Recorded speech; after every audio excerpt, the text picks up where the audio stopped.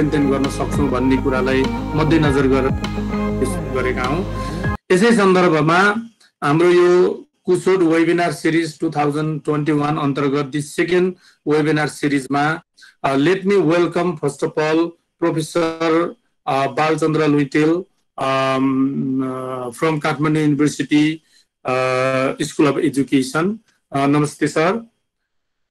And yet another Assistant Professor Binod Prasad Panta is acting head and Department of STEM Education. Binod sir, I welcome here. And similarly, I have seen here many other designations and many other people, the participants. I wholeheartedly welcome all of you in this webinar. And for today's webinar, we have got actually 3 participants. There are 3 scholars who are going to present their projects related to mathematics education, science education, and STEM education. And the opening remarks will be given by Assistant Professor Prasad Panta. And 3 presenters are Rita Parajuli. She is a scholar. She is doing her MEd in Mathematics Education from Kathmandu University School of Education. And yet another, Suwal. She is also doing her 1-year MEd in STEM Education from the same university. And yet another, Pratima Papalia.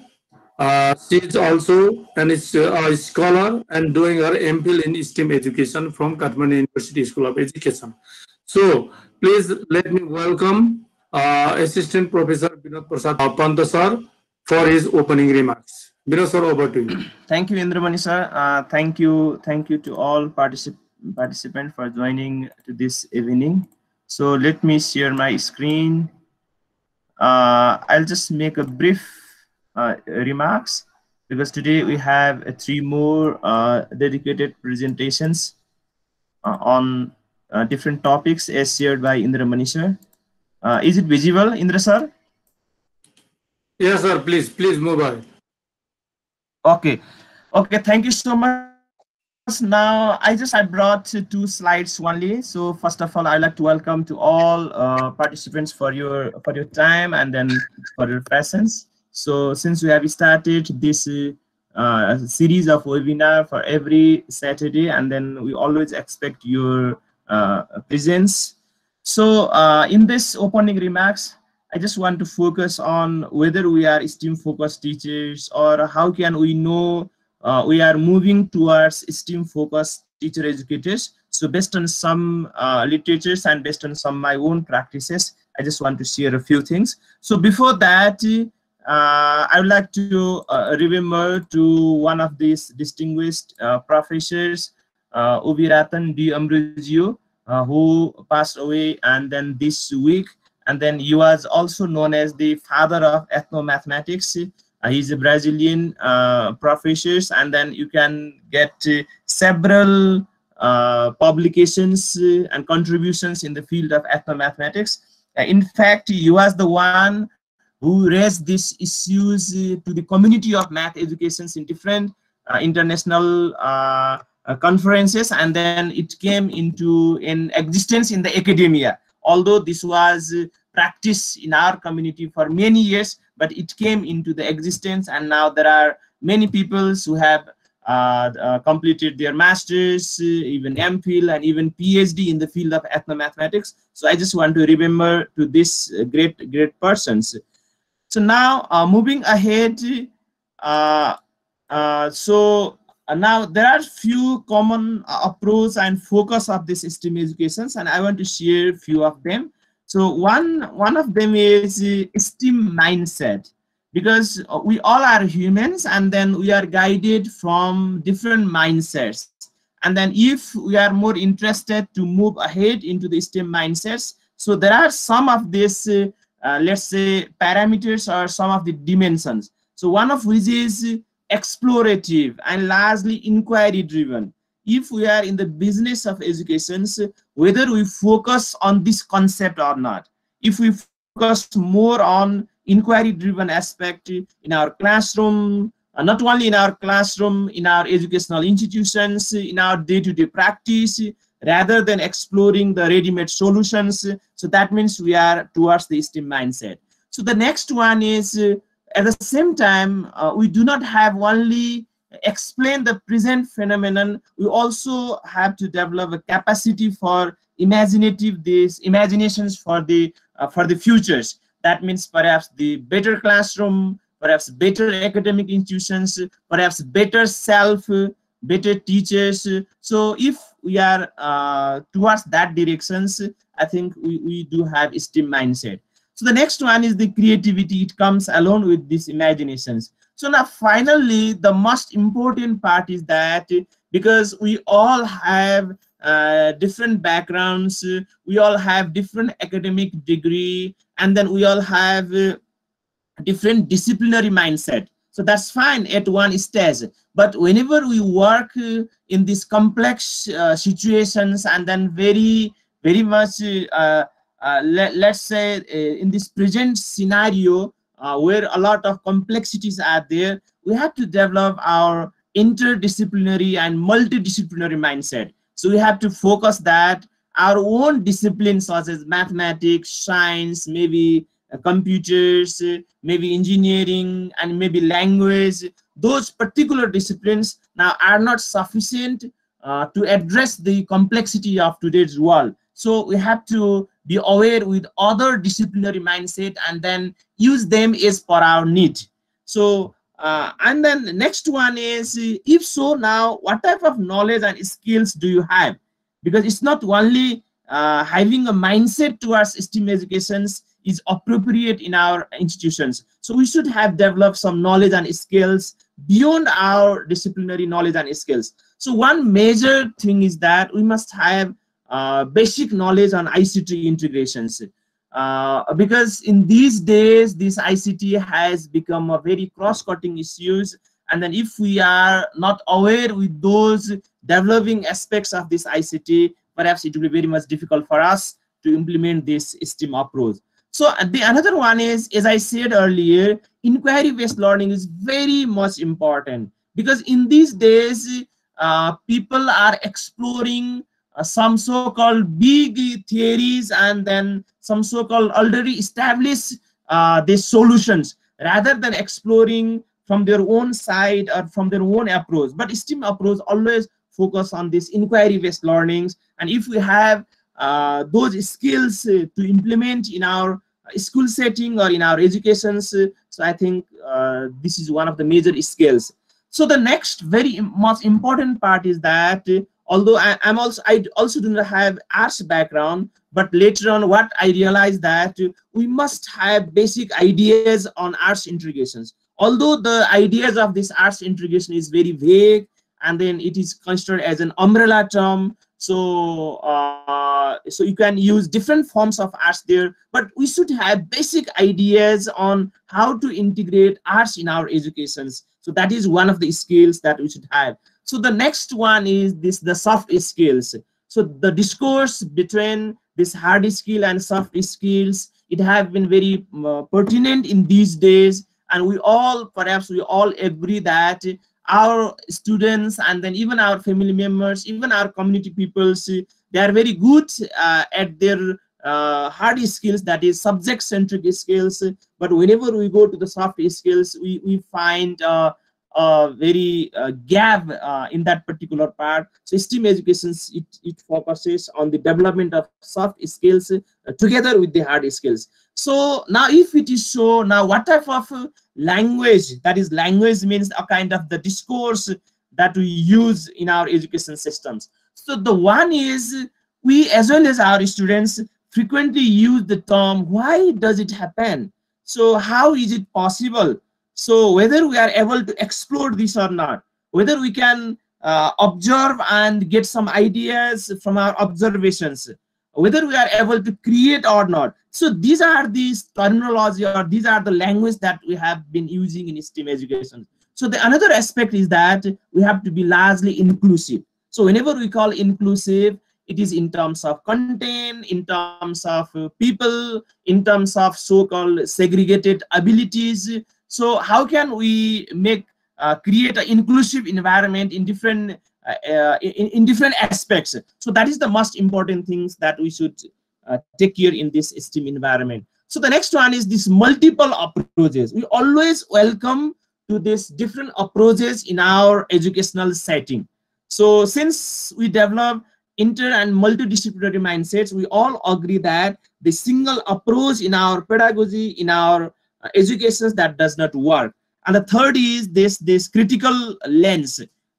As I shared before, the word why and how at some stage they prefer to the critical lens, and then we have to become aware with these critical aspects during our this STEAM educations programs, and then in our institutions. So finally, the issues of sustainable development is very much important. So whenever we deal with the ideas of science, even mathematics and technology and arts, and whenever we integrate them, so we have to keep these ideas as a backbone. So whether we are dealing from the perspective of sustainable development or not, whether we are bringing those global crises into our discourse or not, whenever you prepare a projects, whether we are addressing the crisis, the global crisis that we are having in our projects or day-to-day activities. So these are some of the aspects that I want to share.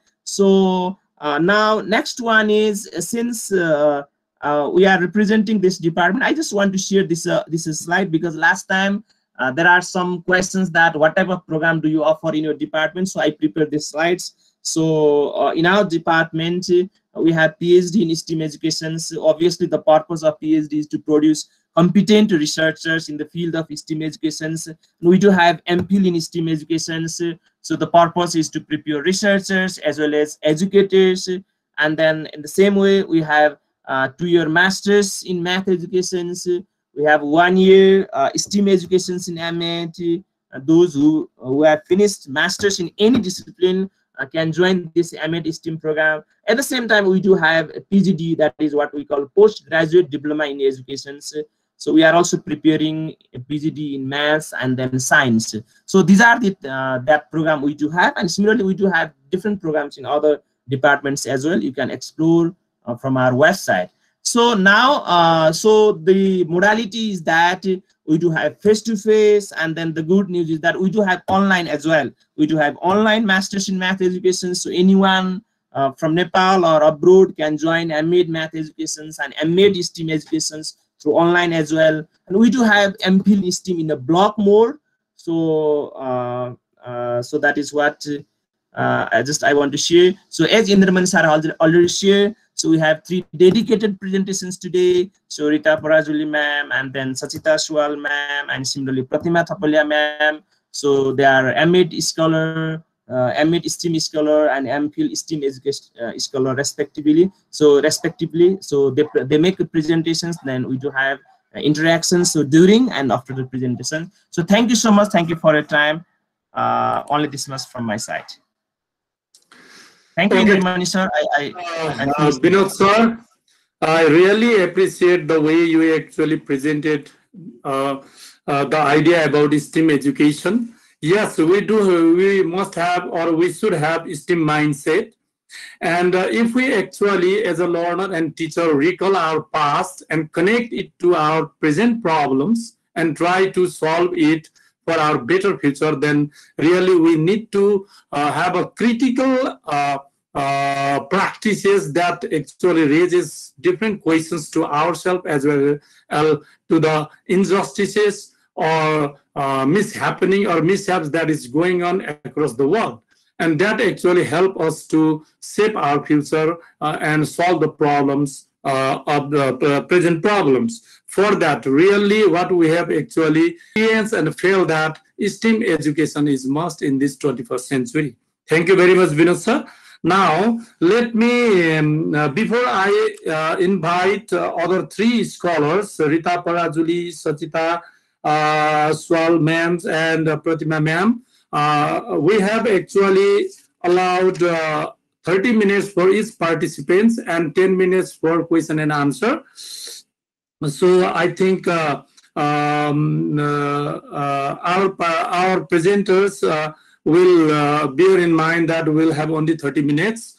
And next thing is that the first presenter for today's webinar is Rita Parazuli. So please share your slide and start presenting. Thank you. Good afternoon, my respected gurus and all the participants. It's me, Rita Parazuli, scholar of MEd in Mathematics Education, Kathmandu University School of Education.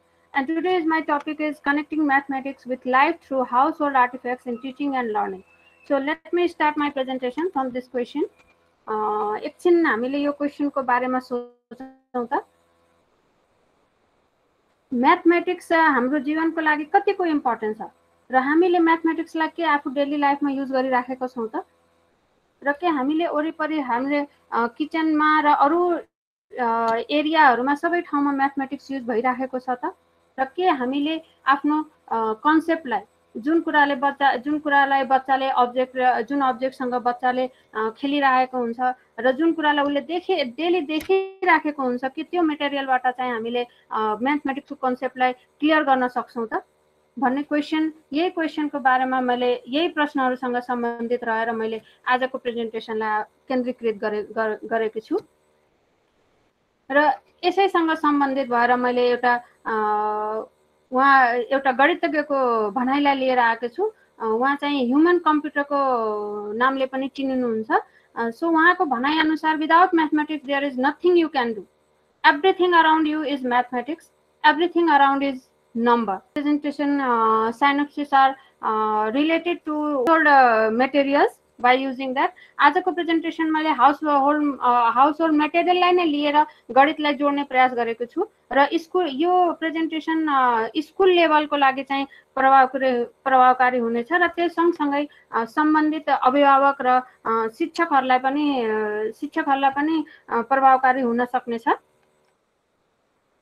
र त्यस बारेमा कुरा गर्दा सबभन्दा पहिला मैले चाहिँ आफ्नो ट्रान्सफर्मेसन कसरी म ट्रान्सफर्म भए म कसरी यो कुरामा चाहिँ यो यस्तो कुराहरु किनभने म एउटा चाहिँ कन्भेन्सनल पेडागोजीबाट गाइडेड भएको स्टुडेन्ट र एउटा टिचर मैले 10 वर्षदेखि पढाएर आइराखेको र म 15 वर्ष विगत पढेको कुरालाई मैले खोज्दै जाँदा चाहिँ मैले के कुरा भेटे भन्दा एज अ लर्नर पनि मैले चाहिँ टिचरको कुराहरु सुने अथवा टेक्स्ट बुकमा मैले फोकस गरे भने अथवा क्लासमा म साइलेन्ट भएर बसे भने अथवा राइट आन्सर मैले दिन सके भने म जिनियस हुन सक्थे र कहिले पनि मैले म्याथमेटिक्सलाई चाहिँ अरु कुनै कन्टेन्टसँग जोड्न सकिन त्यस्तै गरेर टिचर हुँदा पनि मैले एज अ टिचर पनि मैले स्टुडेन्टहरुलाई त्यही कुरालाई फोकस गरे मैले इन्स्ट्रक्सन दिएको कुरालाई उनीहरुले फलो गर्न सके भने त्यो कुरा चाहिँ मेरो लागि म त्यसमा आफुलाई ठुलो मान्थे र त्यस्तै गरेर कन्टेन्टसँग रिलेटेड टेक्स्ट बुकसँग रिलेटेड जुन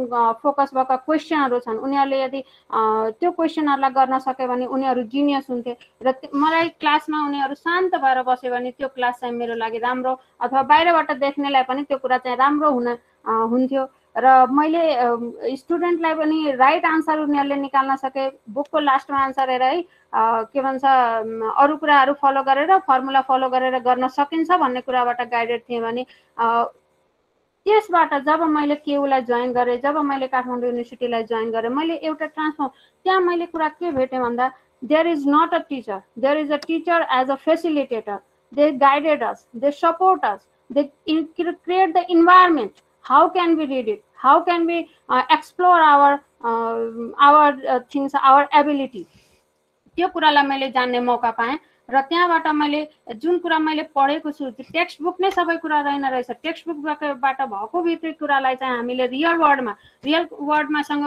वर्ल्डको प्रब्लमसँग कनेक्ट गर्न सके भने त्यसलाई अप्लाई गर्न सके भने हामीले त्यसमा फोकस गर्न सके भने हाम्रो सिकाइ चाहिँ झन् राम्रो हुन सक्नेछ र त्यो सिकाइ अन्तर्गत कसरी गराउने त डिफ्रेन्ट मेथड्सहरु हुन्छ त्यहाँ डिफ्रेन्ट मेथडहरुबाट हामी जान्न सक्छौं र त्यसमध्ये पनि कोलाबोरेटिभ क्लासरुमहरु भयो भने बच्चाले एकअर्कालाई शेयर गर्न पाउँछ त्यो कुराहरुलाई चाहिँ उनीहरुले इन्टरेक्सन गरेर आफ्नो राम्रो कुरालाई उले शेयर गरेर उले चाहिँ एकअर्कालाई सिकाउने मौका पाउँछ र त्यो क्लास जान हल्ला हैन कि त्यो क्लास झनै राम्रो भएर उनीहरुले सिकाइ चाहिँ बढाउन सक्छन् र त्यसैलाई र सँगसँगै यसै सँगसँगै उनीहरूले 21st सेन्चुरी स्किल जुन अहिलेको लागि एकदमै जरुरी छ, सफ्ट स्किल प्लस अहिले भर्खरै हाम्रो विनोद सरले भन्नुभयो सफ्ट स्किल मात्रै भएर पनि हार्ड स्किल मात्रै भएर हुँदैन, त्यो सँगै सफ्ट स्किल पनि हुनुपर्ने हुन्छ।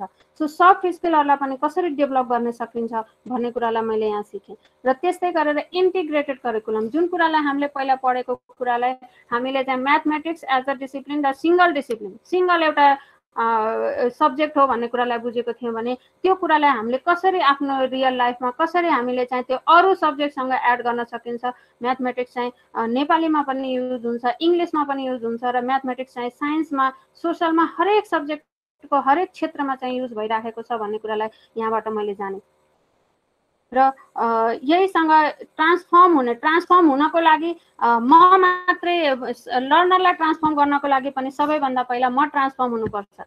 एडल्ट लर्निङमा सबभन्दा पहिला म ट्रान्सफर्म भयो भने अरूलाई म ट्रान्सफर्म गर्न सक्छु। र त्यस्तै गरेर के भन्छ हामीले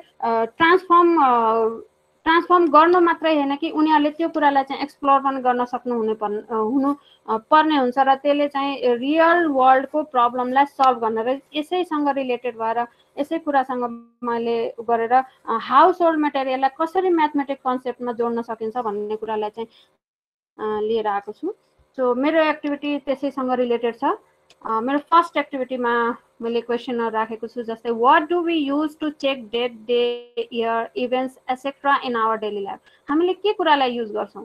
हामीले डेट हेर्नको लागि, डे हेर्नको लागि, इयर हेर्नको लागि, इभेन्ट्सहरू हेर्नको लागि हामीले के कुरा आफ्नो लाइफमा युज गरिराखेको छौँ, डेली हामीले युज गरिरहेछौँ।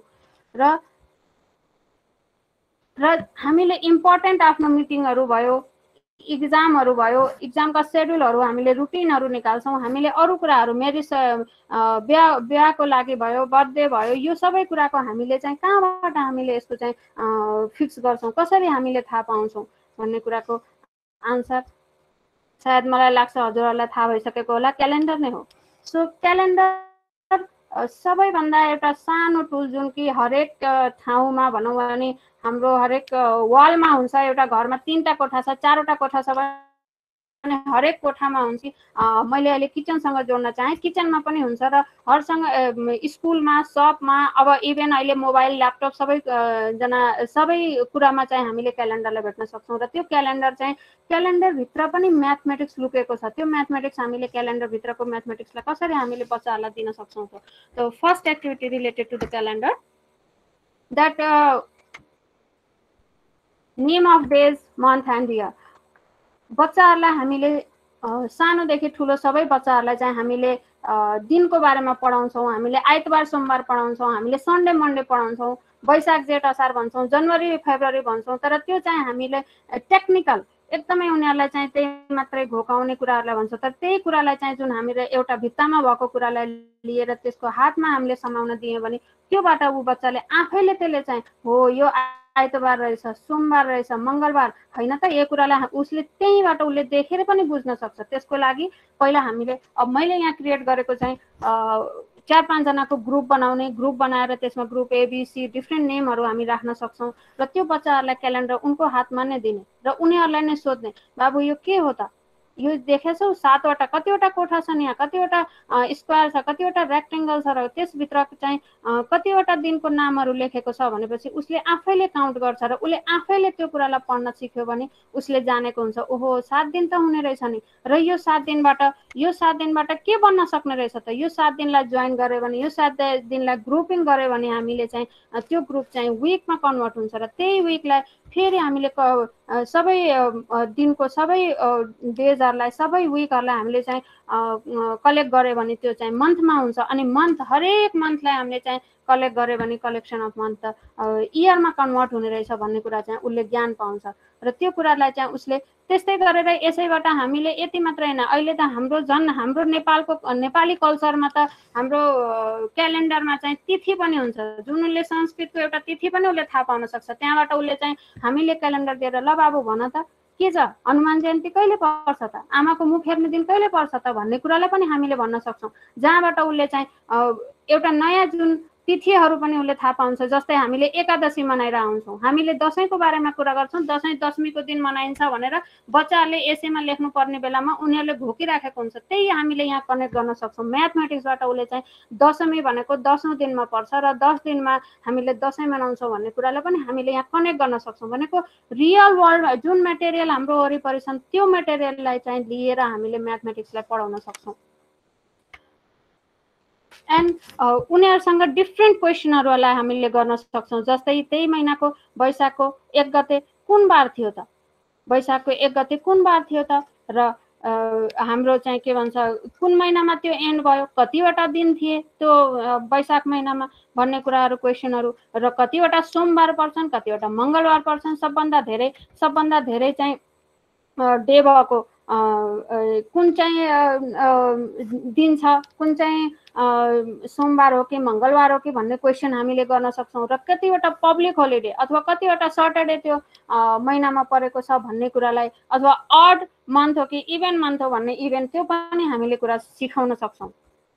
अनि त्यस्तै गरेर counting numbers, odd numbers, even numbers, multiples of numbers, factors, many things we can explore from there. र त्यसको लागि पनि ग्रुप बनाएर बच्चाहरूलाई हामीले चाहिँ एउटा ग्रुपलाई चाहिँ मैले बनाएको यसमा चाहिँ counting number, odd number, even number, multiples of any number, फ्याक्टर्सहरू फाइन्ड आउट गर्न लाउने, र त्यो फाइन्ड आउट गरिसकेपछि तिनीहरूले त्यो कुरालाई पेपरमा लेख्छ, कुन कुन डे हुने रहेछ त उसले क्रस गर्छ अथवा उसले क्रस गर्छ, र त्यहाँबाट एउटा प्याटर्न खोज्ने, के प्याटर्न रहेछ त, र अड नम्बरमा के रहेछ त 1 3 5 7 भनेपछि के आउने रहेछ, कति नम्बरको डिफ्रेन्स हुने रहेछ, त्यस्तै 2 4 6 8 छ भने त्यो कति नम्बरको डिफ्रेन्स हुन्छ भन्ने कुरालाई चाहिँ उसले थाहा पाउन सक्छ।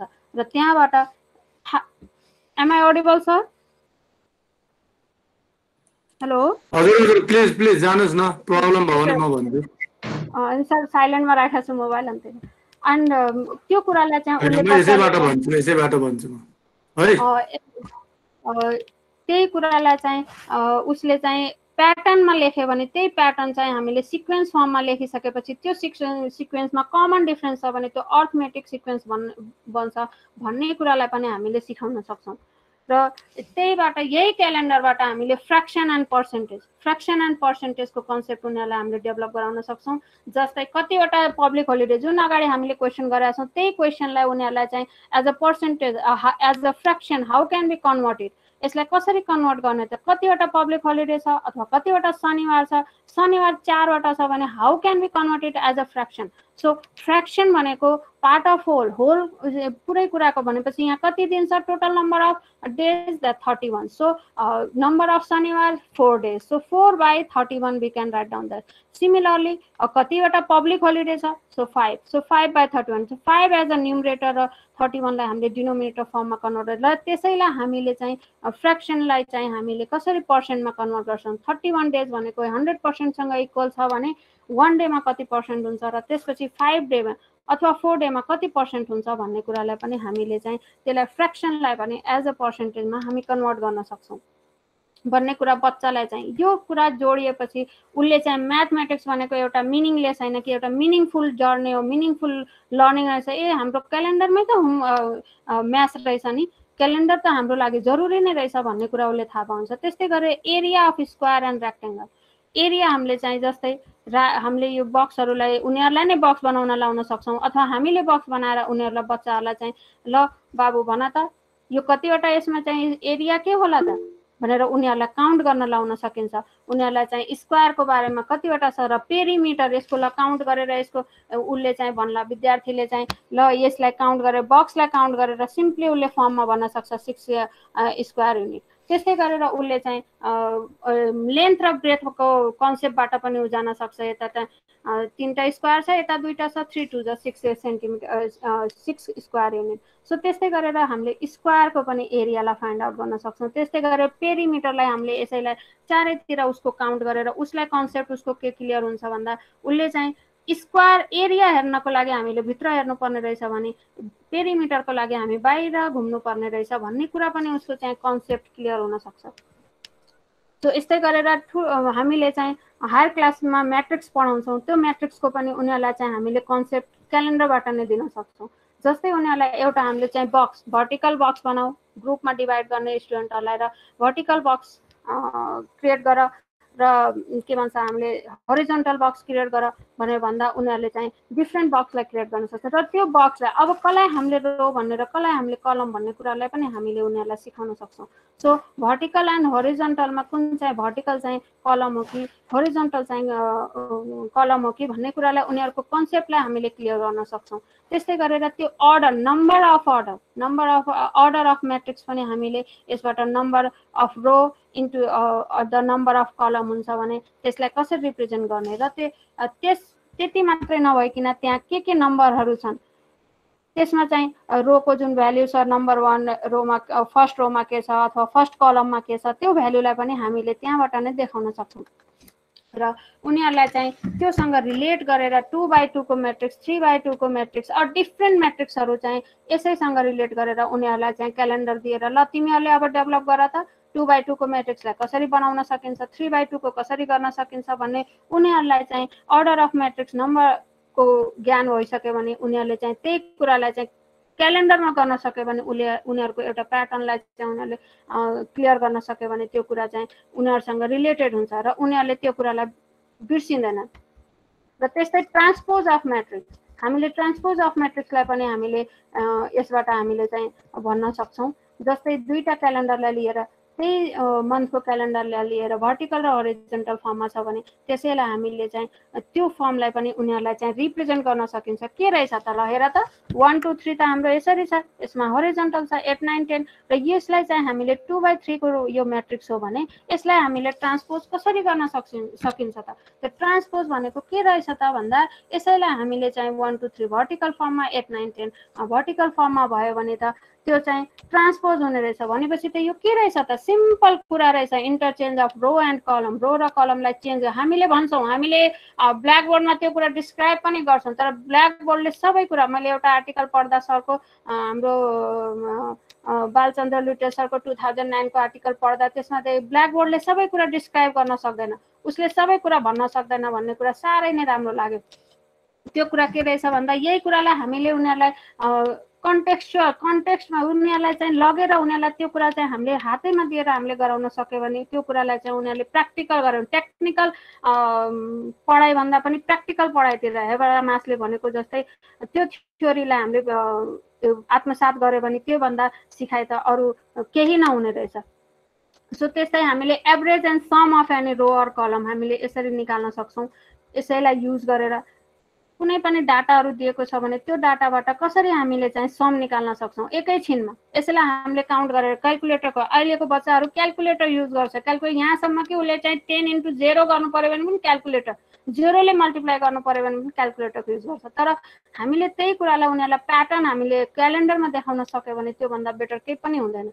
सो यसलाई कसरी गर्ने त यसलाई कसरी रिप्रेजेन्ट गर्ने त भन्ने कुरा यसमा अलिकति मैले चाहिँ प्रोसेसलाई पनि ल्याएको छु। जस्तै ग्रुपमा डिभाइड गर्ने र उनीहरूलाई एउटा आइडिया दिने एउटा आइडिया दिइसकेपछि उनीहरूले अरू कुरा आफैले एक्सप्लोर गर्छ। जस्तै 9+3 हामीले फर्स्ट चाहिँ रोको हामीले यो रोको ल्याछौँ भने फर्स्ट हाम्रो चाहिँ कलमको नम्बरलाई लास्ट कलमको नम्बरसँग हामीले चाहिँ एड गऱ्यो भने त्यसलाई हामीले हेऱ्यो भने 9+3 चाहिँ 12 हुने रहेछ। This is the double of 6। Similarly 8 +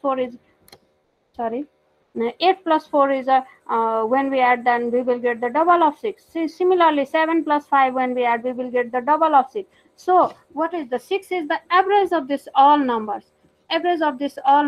and र त्यसैलाई एड गर्नको लागि how many numbers are there? There are 7 numbers. So we can multiply with the 7 the average number, then we can get the sum of this column or row.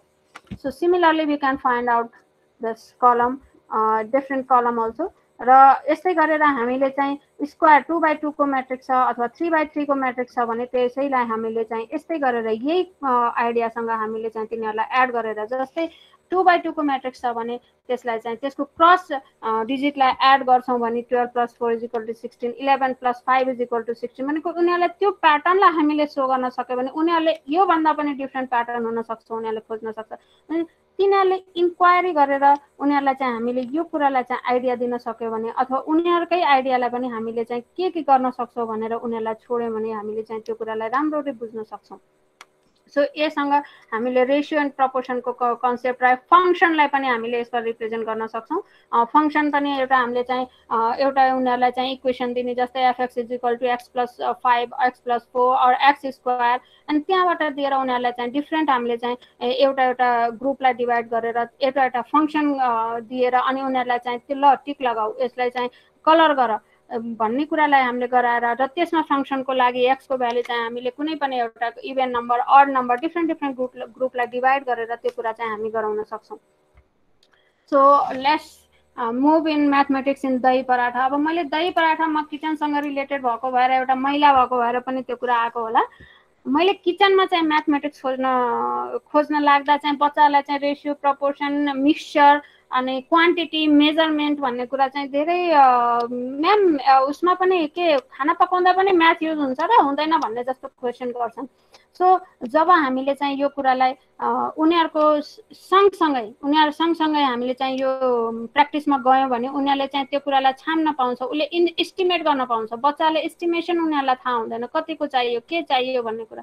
जस्तै मैले यो यसमा चाहिँ मैले के गरेँ भन्दा ग्रुपलाई डिभाइड गरेर उनीहरूलाई चाहिँ जुन क्वान्टिटी छ एउटा मेजरमेन्ट गरेर नै उनीहरूलाई चाहिँ त्यो मेटेरियल्सहरू डिभाइड गरेर, जस्तै 2 कप फ्लोर एन्ड 4 स्पुन दही, sugar half spoon and then salt 1/4 or 1 pinch or oil and water, यसरी उनीहरूलाई चाहिँ त्यो डिस्ट्रिब्युट गरिसकेपछि एउटा एउटा ग्रुपलाई डिस्ट्रिब्युट गरेपछि वर्क डिभिजन, तिनीहरूकोमा वर्क डिभिजन सबैमा हामीले चाहिँ वर्क डिभिजन एउटाले चाहिँ पिठो मुस्ने, एउटाले चाहिँ क्वान्टिटी लेख्ने र एउटाले चाहिँ के भन्छ म्याथमेटिक्स के कुरा रहेछ यसमा भन्ने कुरा पत्ता लगाउने भनेर 4-5 जनामा त्यो कामलाई वर्क डिभिजन गरिदियो भने र त्यसपछि उनीहरूलाई चाहिँ त्यो मिक्स गर्न लाउने र मिक्स गरिसकेपछि अब different shape, what different shape we can make from here, के हामीले डिफ्रेन्ट सेपहरू बनाउन सक्छौँ त भन्ने कुरा चाहिँ उनीहरूलाई चाहिँ त्यो कन्सेप्ट दियो भने उनीहरूले डिफ्रेन्ट, मैले यहाँ 4वटा सेपहरूलाई ल्याएको छु, उनीहरूले डिफ्रेन्ट सेपहरू ल्याउन सक्छ। सो त्यो सेपहरूलाई चाहिँ अब हामीले यो सेपहरूलाई केमा युज गर्न सक्छौँ, हामीले के यसबाट गर्न सकिन्छ त भन्ने कुरालाई पनि हामीले जोड्न सक्छौँ। सो म्याथमेटिक्सलाई एउटा चाहिँ सिङ्गल चाहिँ हाम्रो चाहिँ म्याथमेटिक्स चाहिँ एब्स्ट्र्याक्ट छ भन्ने कुरा जुन छ त्यो एब्स्ट्र्याक्टनेसलाई चाहिँ हामीले यो रियल वर्ल्डसँग कनेक्ट गरिदियो भने उसले चाहिँ यो एब्स्ट्र्याक्ट त यो म्याथमेटिक्स त बुकको मात्रै होइन रहेछ, यो त हाम्रै लाइफमा हामीले नै खाने कुरामा पनि म्याथमेटिक्स रहेछ त, खाने कुरामा पनि त म्याथमेटिक्स युज हुने रहेछ भन्ने कुरा उसले थाहा पाउँछ। जस्तै यही रोटीलाई यही पराठालाई चाहिँ हामीले चाहिँ now the student will cut it into different equal पार्ट्समा कट गर्यो भने त्यसलाई चाहिँ फ्र्याक्सनल फर्ममा कन्भर्ट गर्न सकिने रहेछ।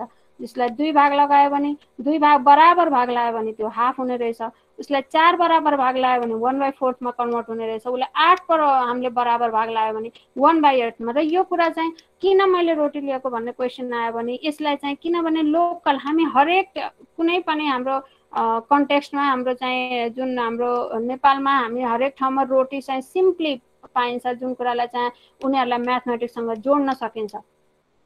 र त्यस्तै गरेर तिनीहरूलाई कन्सेप्ट जुन एउटा सिम्बल म्याथमेटिक्स लाई जुन एउटा चाहिँ कलेक्सन अफ मिनिङलेस सिम्बल भनेर चाहिँ जानेको छ भने त्यसलाई चाहिँ हामीले एउटा चाहिँ होइन यो म्याथमेटिक्स त सिम्बल त एकदमै खानेकुरामै रहेछ, यसलाई त होइन के भन्छ हामीले डेली युज गरिराखेका रहेछौँ। जस्तै हामी 2 जना घरमा बच्चाहरू छन् भने एउटालाई धेरै र एउटा त्यही बराबर टुक्रा लाएर पनि हामीले चाहिँ भाग डिभाइड गर्यो भने उसले थाहा पाउँछ यो ठुलो छ यो सानो छ, तर त्यही कुरा उसले नम्बरमा पत्ता लगाउन सक्दैन। कतिपय कुरा त्यहाँ पनि साइन पनि उसले इभन साइनमा मिस्टेक गरे हुन्छ, साइन कता के हुन्छ भन्ने कुरा। सो यसलाई चाहिँ यदि हामीले चाहिँ इन्ट्रेस्टिङ कुरा चाहिँ उनीहरूलाई मनपर्ने कुरा अथवा उनीहरूको मेटेरियलसँग उनीहरूले चलाइराख्ने मेटेरियलसँग जोड्न सक्यो भने चाहिँ त्यो मिनिङफुल हुन जान्छ। सो जस्तै यसैलाई हाफमा मैले यो पिक्चर दिएको छु, इक्वलको फर्म उसलाई ग्रेटर देन लेस देनको कन्सेप्टमा क्लियर गर्न सकिन्छ।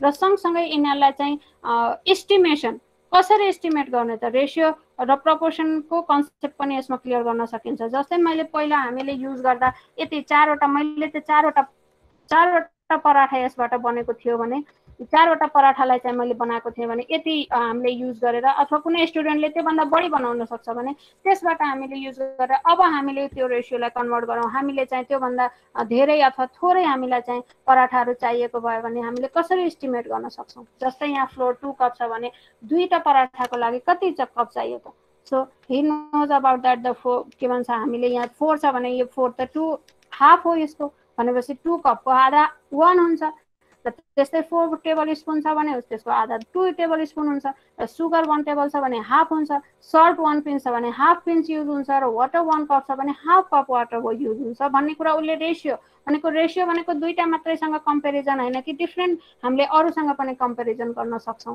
भन्ने कुरा त्यस्तै गरेर उसले 8 पराठाको लागि कति चाहियो त भन्ने कुरा उसले चाहिँ 4 पराठाको लागि यति चाहियो भने उसले मल्टिप्लाई गरेर 2 टाइम्स हामीले यो त डबल रहेछ भनेपछि 2 टाइम हामी मल्टिप्लाई गर्नुपर्ने भयो र त्यस्तै गरी 12 छ भने 3 टाइम्स गर्नु पर्यो अब 1 छ भने के गर्नु पर्ला त उसले डिभाइड गरेर त्यो कुरालाई निकाल्न सक्छ भनेपछि यस्तै गरेर हामीले चाहिँ त्यो कुरालाई अब त्यसपछि हामीले उसलाई एल्गोरिदममा लग्न सक्छौं उसले त्यो मेथडलाई चाहिँ पहिला उसले आफ्नो युज गरिसकिसकेपछि अब त हामीले 4/2 को रेशियो हुने रहेछ भने त यहाँ 2 कप छ भने 2 कपसँग यसलाई हामीले कनेक्ट गर्दा त x को भ्यालु राखे x राखेर त हामीले यसरी भ्यालु पनि निकाल्न सक्ने रहेछौं भन्ने कुरा उसले जान्न सक्छ र let's do geometry with lemon so मैले तरकारीमा पनि यहाँ म्याथमेटिक्सलाई खोज्ने प्रयास गरेँ तरकारीमा म्याथमेटिक्सलाई कसरी खोज्ने त यहाँ मैले सर्कलको पार्ट्सलाई पढाउनको लागि टुथपिक र कागतीको युज गरेर उसलाई बच्चालाई हामीले चाहिँ क्लासमा गराउन सकिन्छ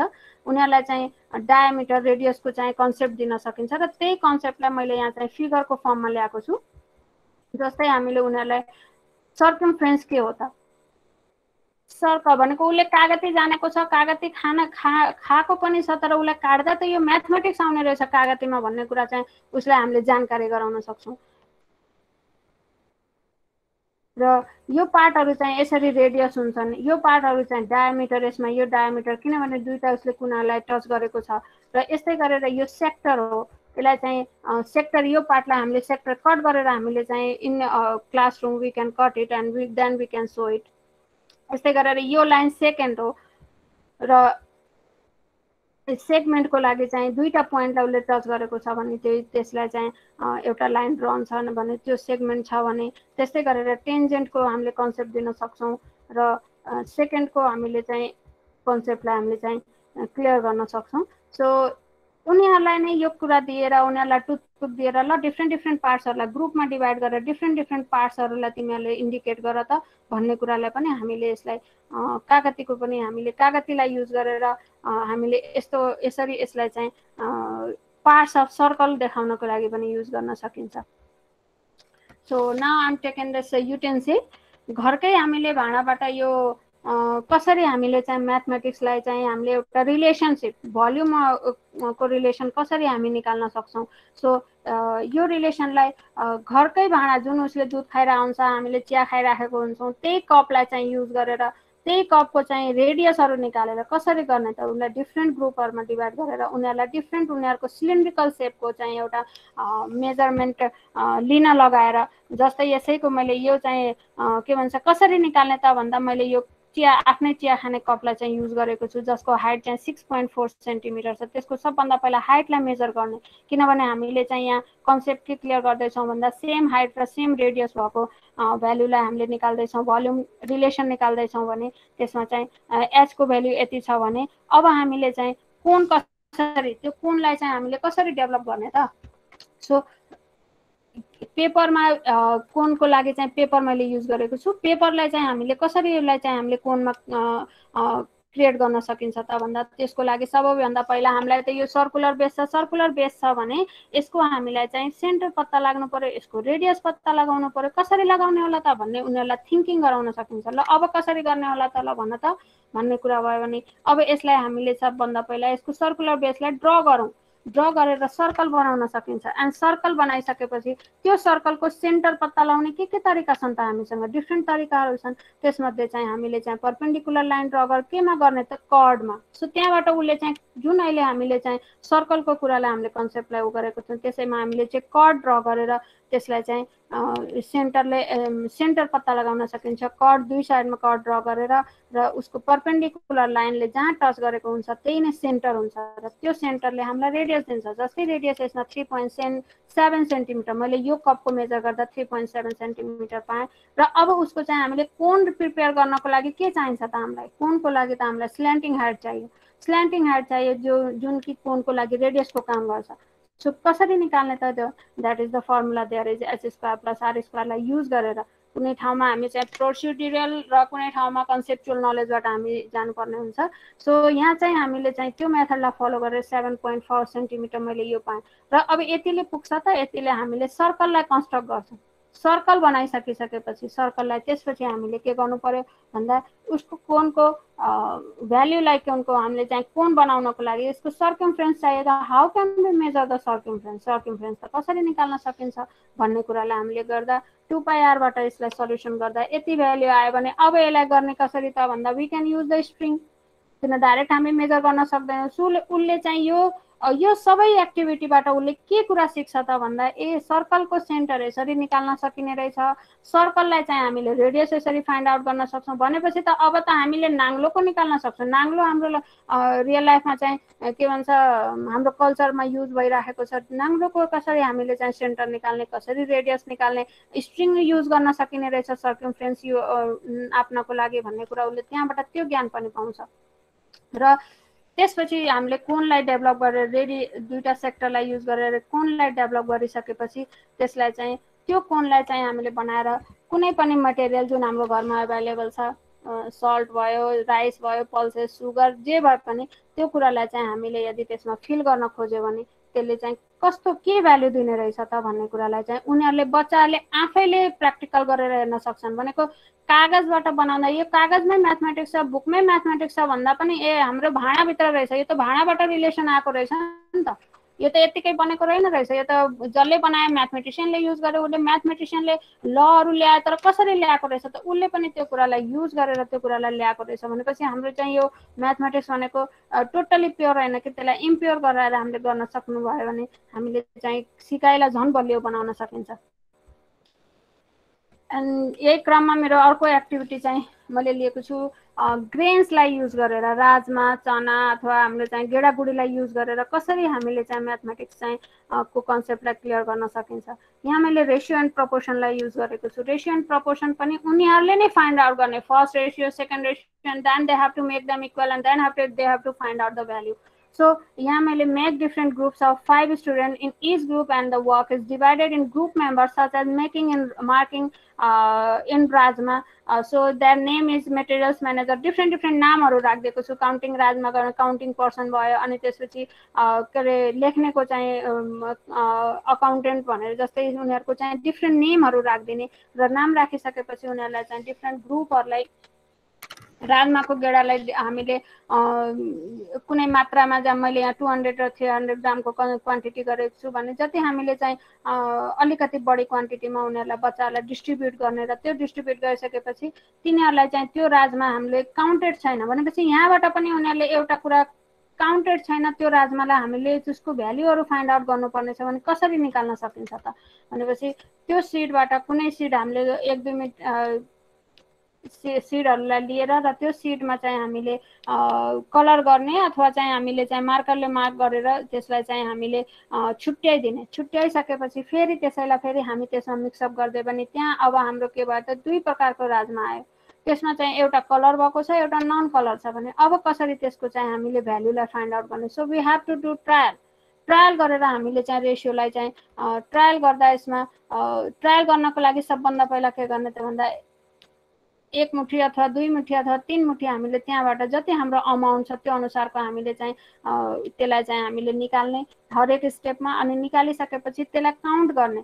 अब त्यसमा मध्येबाट तपाईको मार्क भएको राजमा र नन मार्क भएको राजमा जुन छ त्यसलाई काउन्ट गरेर त्यसको काउन्टिङ नम्बरहरू लेख्ने र त्यसलाई चाहिँ हामीले यसरी जसरी डिभाइड गर्न सकिन्छ।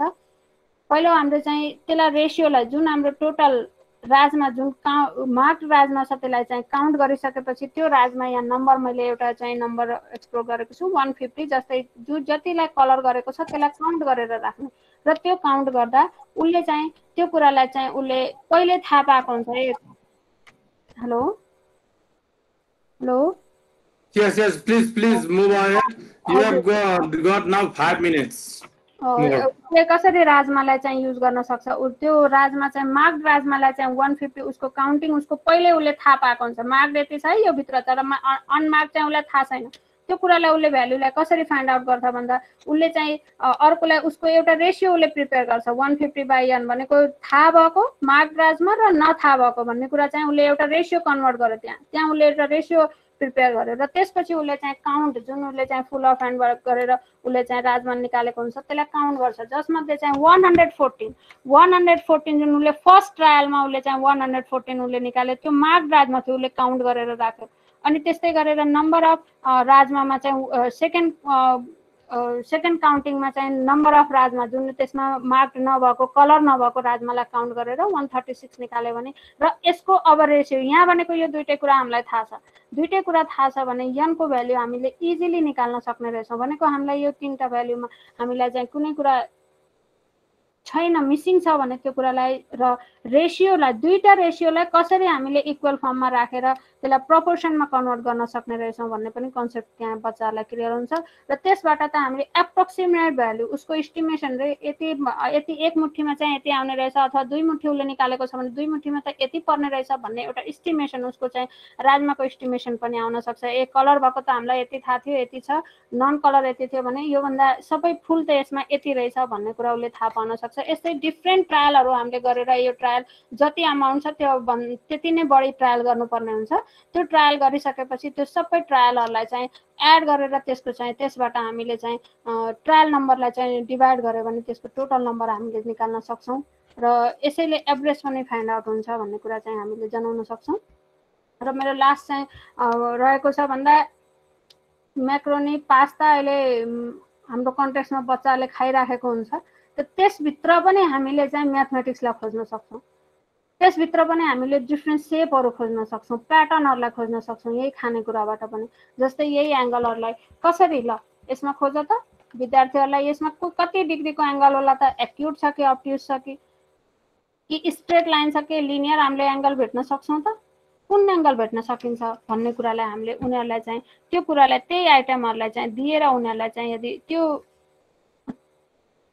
उनीहरूलाई गराउन सक्यो भने त्यो सबैभन्दा राम्रो हुन्छ र जस्तै यही खानेकुरालाई चाहिँ डिफ्रेन्ट सेपहरूमा छ सेप पनि उनीहरूले पत्ता लगाउन सक्छन् भर्टिकली अपोजिट एङ्गलहरू कसरी लगाएर त दुईटा प्याटर्नमा राख्यो भने त यसमा त भर्टिकली अपोजिट क्रसमा पर्ने रहेछ कतिपय स्टुडेन्टहरूले भर्टिकली अपोजिट एङ्गल पनि आपसमा इक्वल हुन्छ कि हुँदैन यहाँ हेर त भन्ने कुरा चाहिँ उनीहरूलाई हामीले चाहिँ त्यही कुरालाई लेखेर त्यहाँ चाहिँ हामीले नापेर फेरि हामीले चाहिँ त्यसलाई सिकाउन सक्छौँ र डिफ्रेन्ट प्याटर्न्सहरू प्याटर्नबाट यतैबाट हेक्सागन बनाउन सकिन्छ ट्रेपेजियमको एउटा कन्सेप्ट दिन सकिन्छ रोम्बस हुन सक्छ कि अथवा डिफ्रेन्ट प्याटर्नहरू जुन हाम्रो आफ्नो लाइफमा देखिराखेको छौँ भन्ने त्यस्ता कुराहरूलाई चाहिँ हामीले रिप्रेजेन्ट गर्न सक्छौँ र at the last from all previous activities student can develop their soft skill त्योबाट के यो एक्टिभिटीबाट के फाइदा हुन्छ त उनीहरूलाई भन्ने कुरा जुन हामीले कोलाबोरेटिभ उनीहरूलाई चाहिँ एउटा ग्रुप बनाएर काम गराएको थियौँ त्यहाँबाट उनीहरूले धेरै कुराहरू सिकेको हुन्छ उनीहरूले इन्टरेक्सन गर्न सिकेको हुन्छ उनीहरूले थिङ्किङ गरेर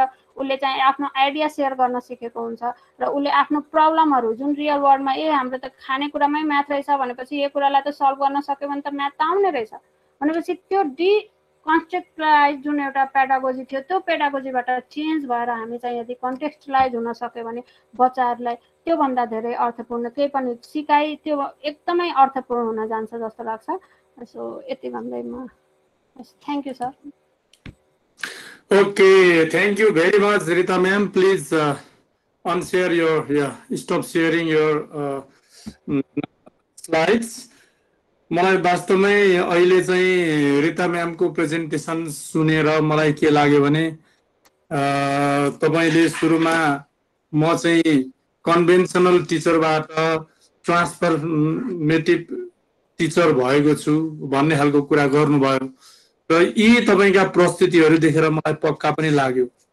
एकदमै विश्वास लाग्यो वास्तवमै practically you have applied mathematics to the real world context and situations.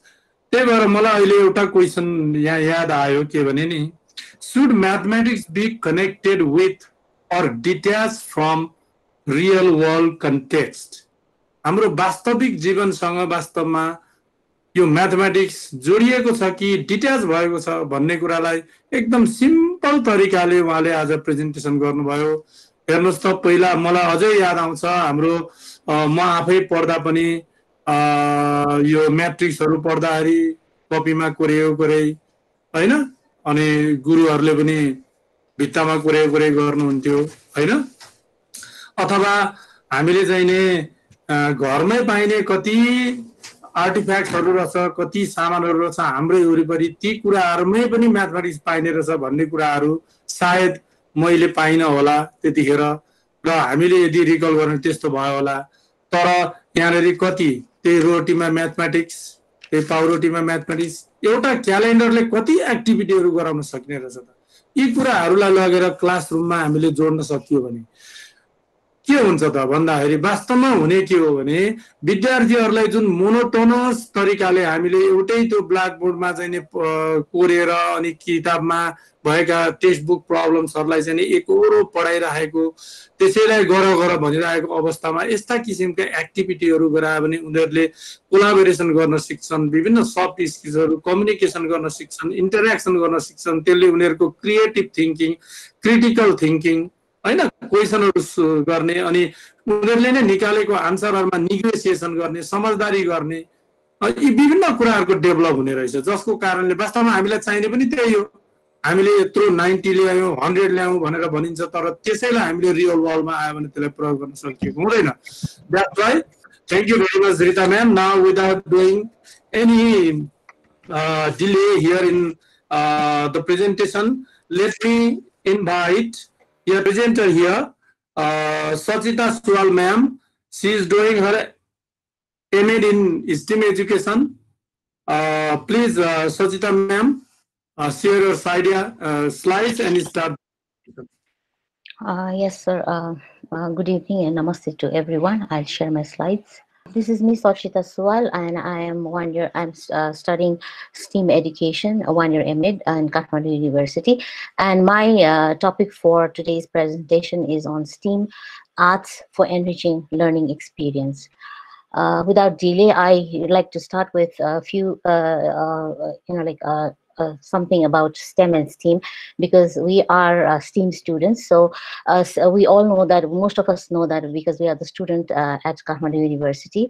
STEM is a philosophy of education that embraces teaching skills and subjects in a way that resembles life, as STEAM is an approach to learning and as access points for guiding student inquiry, dialogue, and critical thinking. And it also focuses on scientific concepts from a more creative point of view. And while I was making the presentation and while I was doing my STEAM education, I went through, because arts, I'm very interested in arts and learning about arts. So I went through this John Dewey's learning through experience aesthetics. So what John Dewey has said a long time back is that the arts do more than provide us with fleeting moments of elation and delight. They expand our horizons. They contribute meaning and value to future experience. They modify our ways of perceiving the world, thus leaving us and the world itself irrevocably changed. And he further adds, he adds that arts quicken us from the slackness of routine and enables us to forget ourselves by finding ourselves in the delight of experiencing the world about us in its varied qualities and forms. Yes, and while reading through this, I learned a lot from John Dewey's aesthetics. So now I want to start arts in STEAM education. Why arts has played a significant role in STEAM it makes STEM education stronger, and it is an experiential of learning, and it focuses on building skills in children, as we all know that, and it provides deep conceptual understanding and it facilitates learning environments that are fluid, dynamic, and relevant. I want to give simple examples, like where I, as a ECT teacher and ECT teacher trainer also, and as an ECT educator, that most of the times when I visit the schools in the ECT centers, I can see the children inside the classroom most of the time. They were never taken out of the classroom. If the children were taken outside and the teachers have taught them about the trees and they see the leaves, which we connect with science, and we talk about the sky as blue and the leaves as green, so that's art. So if we can connect these, it would have been very easy for the children to understand. I remember when I was in school, very young in school, that there was a outdoor game, merry-go-round. I can still remember that we just sit on merry-go-round and we'll go round and round and round, but we were never taught why merry-go-round, why it was made, what happens, like the wind blows, something like that, the colors. So instead, like powerful, it could have been better if powerful ways of integrating concepts and topics and standards and assessments were done in school days, like which we found, which we are finding nowadays, and it has helped us in our teaching and learning process. So why include art in STEM? Because it fosters greater understanding, and about the real world, and it produces cohesive education in a classroom, and it pushes innovation. Yes, because almost all the children are very innovative in their own ways. Now, I am working as a language teacher.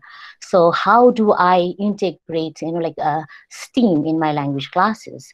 So I would like to say a few things through my examples and the experiences that I had.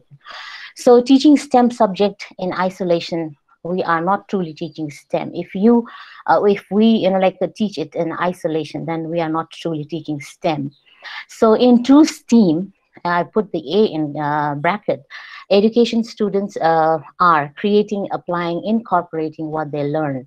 So, for example, like I ask my students to write, like essay or some other writings. So for them, it's like when they write academics or the technical writings, it is very difficult for them. I would rather say it's a hard one. So in many fields, like we consider writing as an art, and it is a talent that is considered creative expression, even if it is a non-fiction work. It doesn't have to be fiction all the time. So while teaching STEM, I believe that arts is inherently taught. It is there always. Students who are not motivated by science, and there are students who do not want to study science, maths, and technology. So if we can introduce a creative piece that can give a spark to their learnings, their engagement, so they can truly get engaged with their learnings. So how do I connect STEAM subjects? As we all know that STEAM facilitates interdisciplinary learning and always go hand in hand. So for example, if I have to teach patterns of English, like vowel, consonants, how the words are, developed, how the words are set. So I can also connect between patterns in odd and even number sequences, where I am dealing with maths. Similarly with the sound waves, again, science, patterns in buildings, engineering, patterns in coding, used for coding is technology. Now, even nowadays, and it's not like 20, 30 years back where, the actors and actresses or people dance. Now we have choreography where they have the patterns of, movements. So which we call now choreography. So we can also use the patterns of dance movements or abstract paintings, which is art. So how do I connect STEAM and language? So language is very important for me and as well for my children, my students. So learning objectives are a good starting point to develop STEAM connection. For example, I've just given them one example here. For example, if I am teaching the topic of animals, birds, and their habitat, so what do I do is that I ask students, to build a habitat for animal or bird. For example, say a kennel for a dog.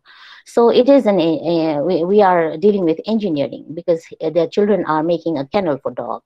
So we ask the children to decorate the habitat. We are using art and design. And then we talk about the animals, what they eat, what do they need to survive. So we deal with science. In this way that the language is used, and because after their project work, after they finish their work, they will present their work. So they are practicing their English language and their speaking skills. So this is how we connect STEAM and language. Similarly, connecting STEAM and literature. So most of the time we tell stories to the children, even the bigger ones, the adult students. But this one is for the younger ones, where this is a very famous book, The Hungry Caterpillar, that I read in the class many times. And after reading the story to the children, then I ask them to make the caterpillar out of egg cartons. So we can get the egg cartons, almost every day in our lives and in our houses. So we can instruct them how to, cut the egg cartons and provide them with colors and scissors and glues. And then because it incorporates art and design, engineering and maths, and it develops creativity. They will develop themselves. We don't have to teach exactly how they make it. Let them make it themselves. Only thing is that we need to give them materials. So they develop kind of thinking skills, and then scientific thinking. So, and after making this caterpillars, like the students can retell their story. They will tell the story themselves. So what it has eaten, so as to explain how it has grown, like what does the caterpillar eat and how has it grown? So we can also explain the life cycle of caterpillar. So this is how I connect STEAM and literature in the classroom. Similarly, this is a very, I practice this a lot with the students, how to, connect STEAM with a project-based learning activities. So this is a reused paper, we are making the recycled paper. So the objective would be to understand paper, how paper is made, and then from the old used paper, and what is the value of recycling. So it helps students identify a problem, because I think almost all of us are aware that half the human trash is paper. So in the world, half the human trash is paper. So this is a huge trash that we have in the world. So generate other questions or ideas to research on paper making. So they will think of solutions like recycling, and like we think of solutions. So recycling paper has benefits. We tell the students what are the benefits, or they can research on their own. So reduce human impact on the environment, because we all know that the papers are made from the bark of a tree. So we are, felling down the trees almost every day and making papers for our comfort, and then how we dispose the trash. And then we learn how to protect environments. So we can tell the children about the solutions.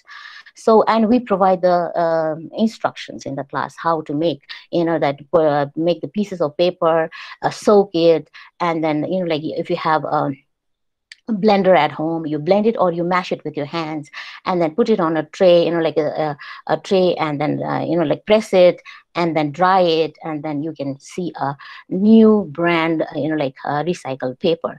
They can use colors, or if they are not using colors, they can use different pieces of paper where the colors are produced. So, and they present their ideas, and they make connections among different areas also, how they made it. You can see that in the pictures, how the papers are made by the children. One is aeroplane, that's a thick one that children made in the classroom. So in this way, the children learn the vocabulary, the words, and they present their ideas. They processing used or abandoned materials for use in creating new products. So this is where how we can connect STEAM for the project-based learning. Now, I have put a picture here. This was, we have developed this during the first COVID, where most of the children, I think almost all the children were staying at home. Now, what to do with the children? Because the idea of e-learning was not so famous at the time, and children was the children staying at home had, they had nothing to do. So parents were so scared. Parents were so worried about children. So with the support of UNICEF and Nepal Education Cluster, we have developed. There are different series of books for. This one is for preschool students. So we have developed this for CHRD. So in this book, we have lots of, we call it activity book. In this book, we have lots of activities. Okay.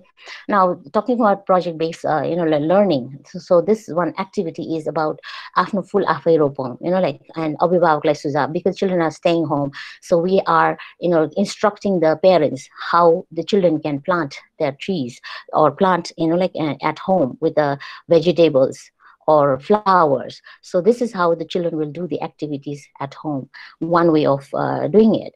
So, and Ufrong Ragono, they are jumping and they're counting at the same time, how many times they have jumped. So count.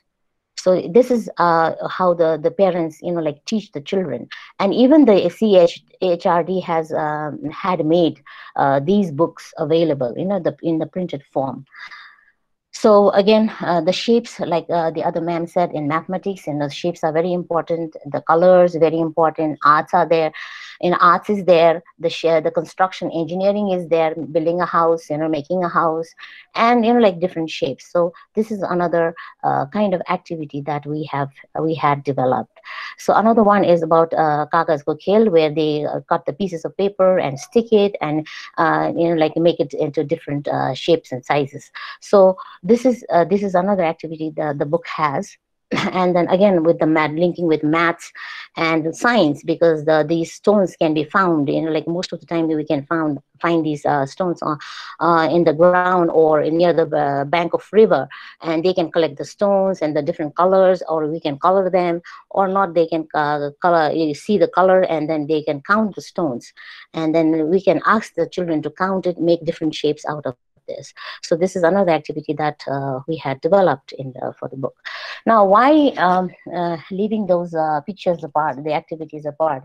So why to get children participate in STEAM education? It is very important. We need to let the children participate in STEAM education, because I believe that it is very important in the present world.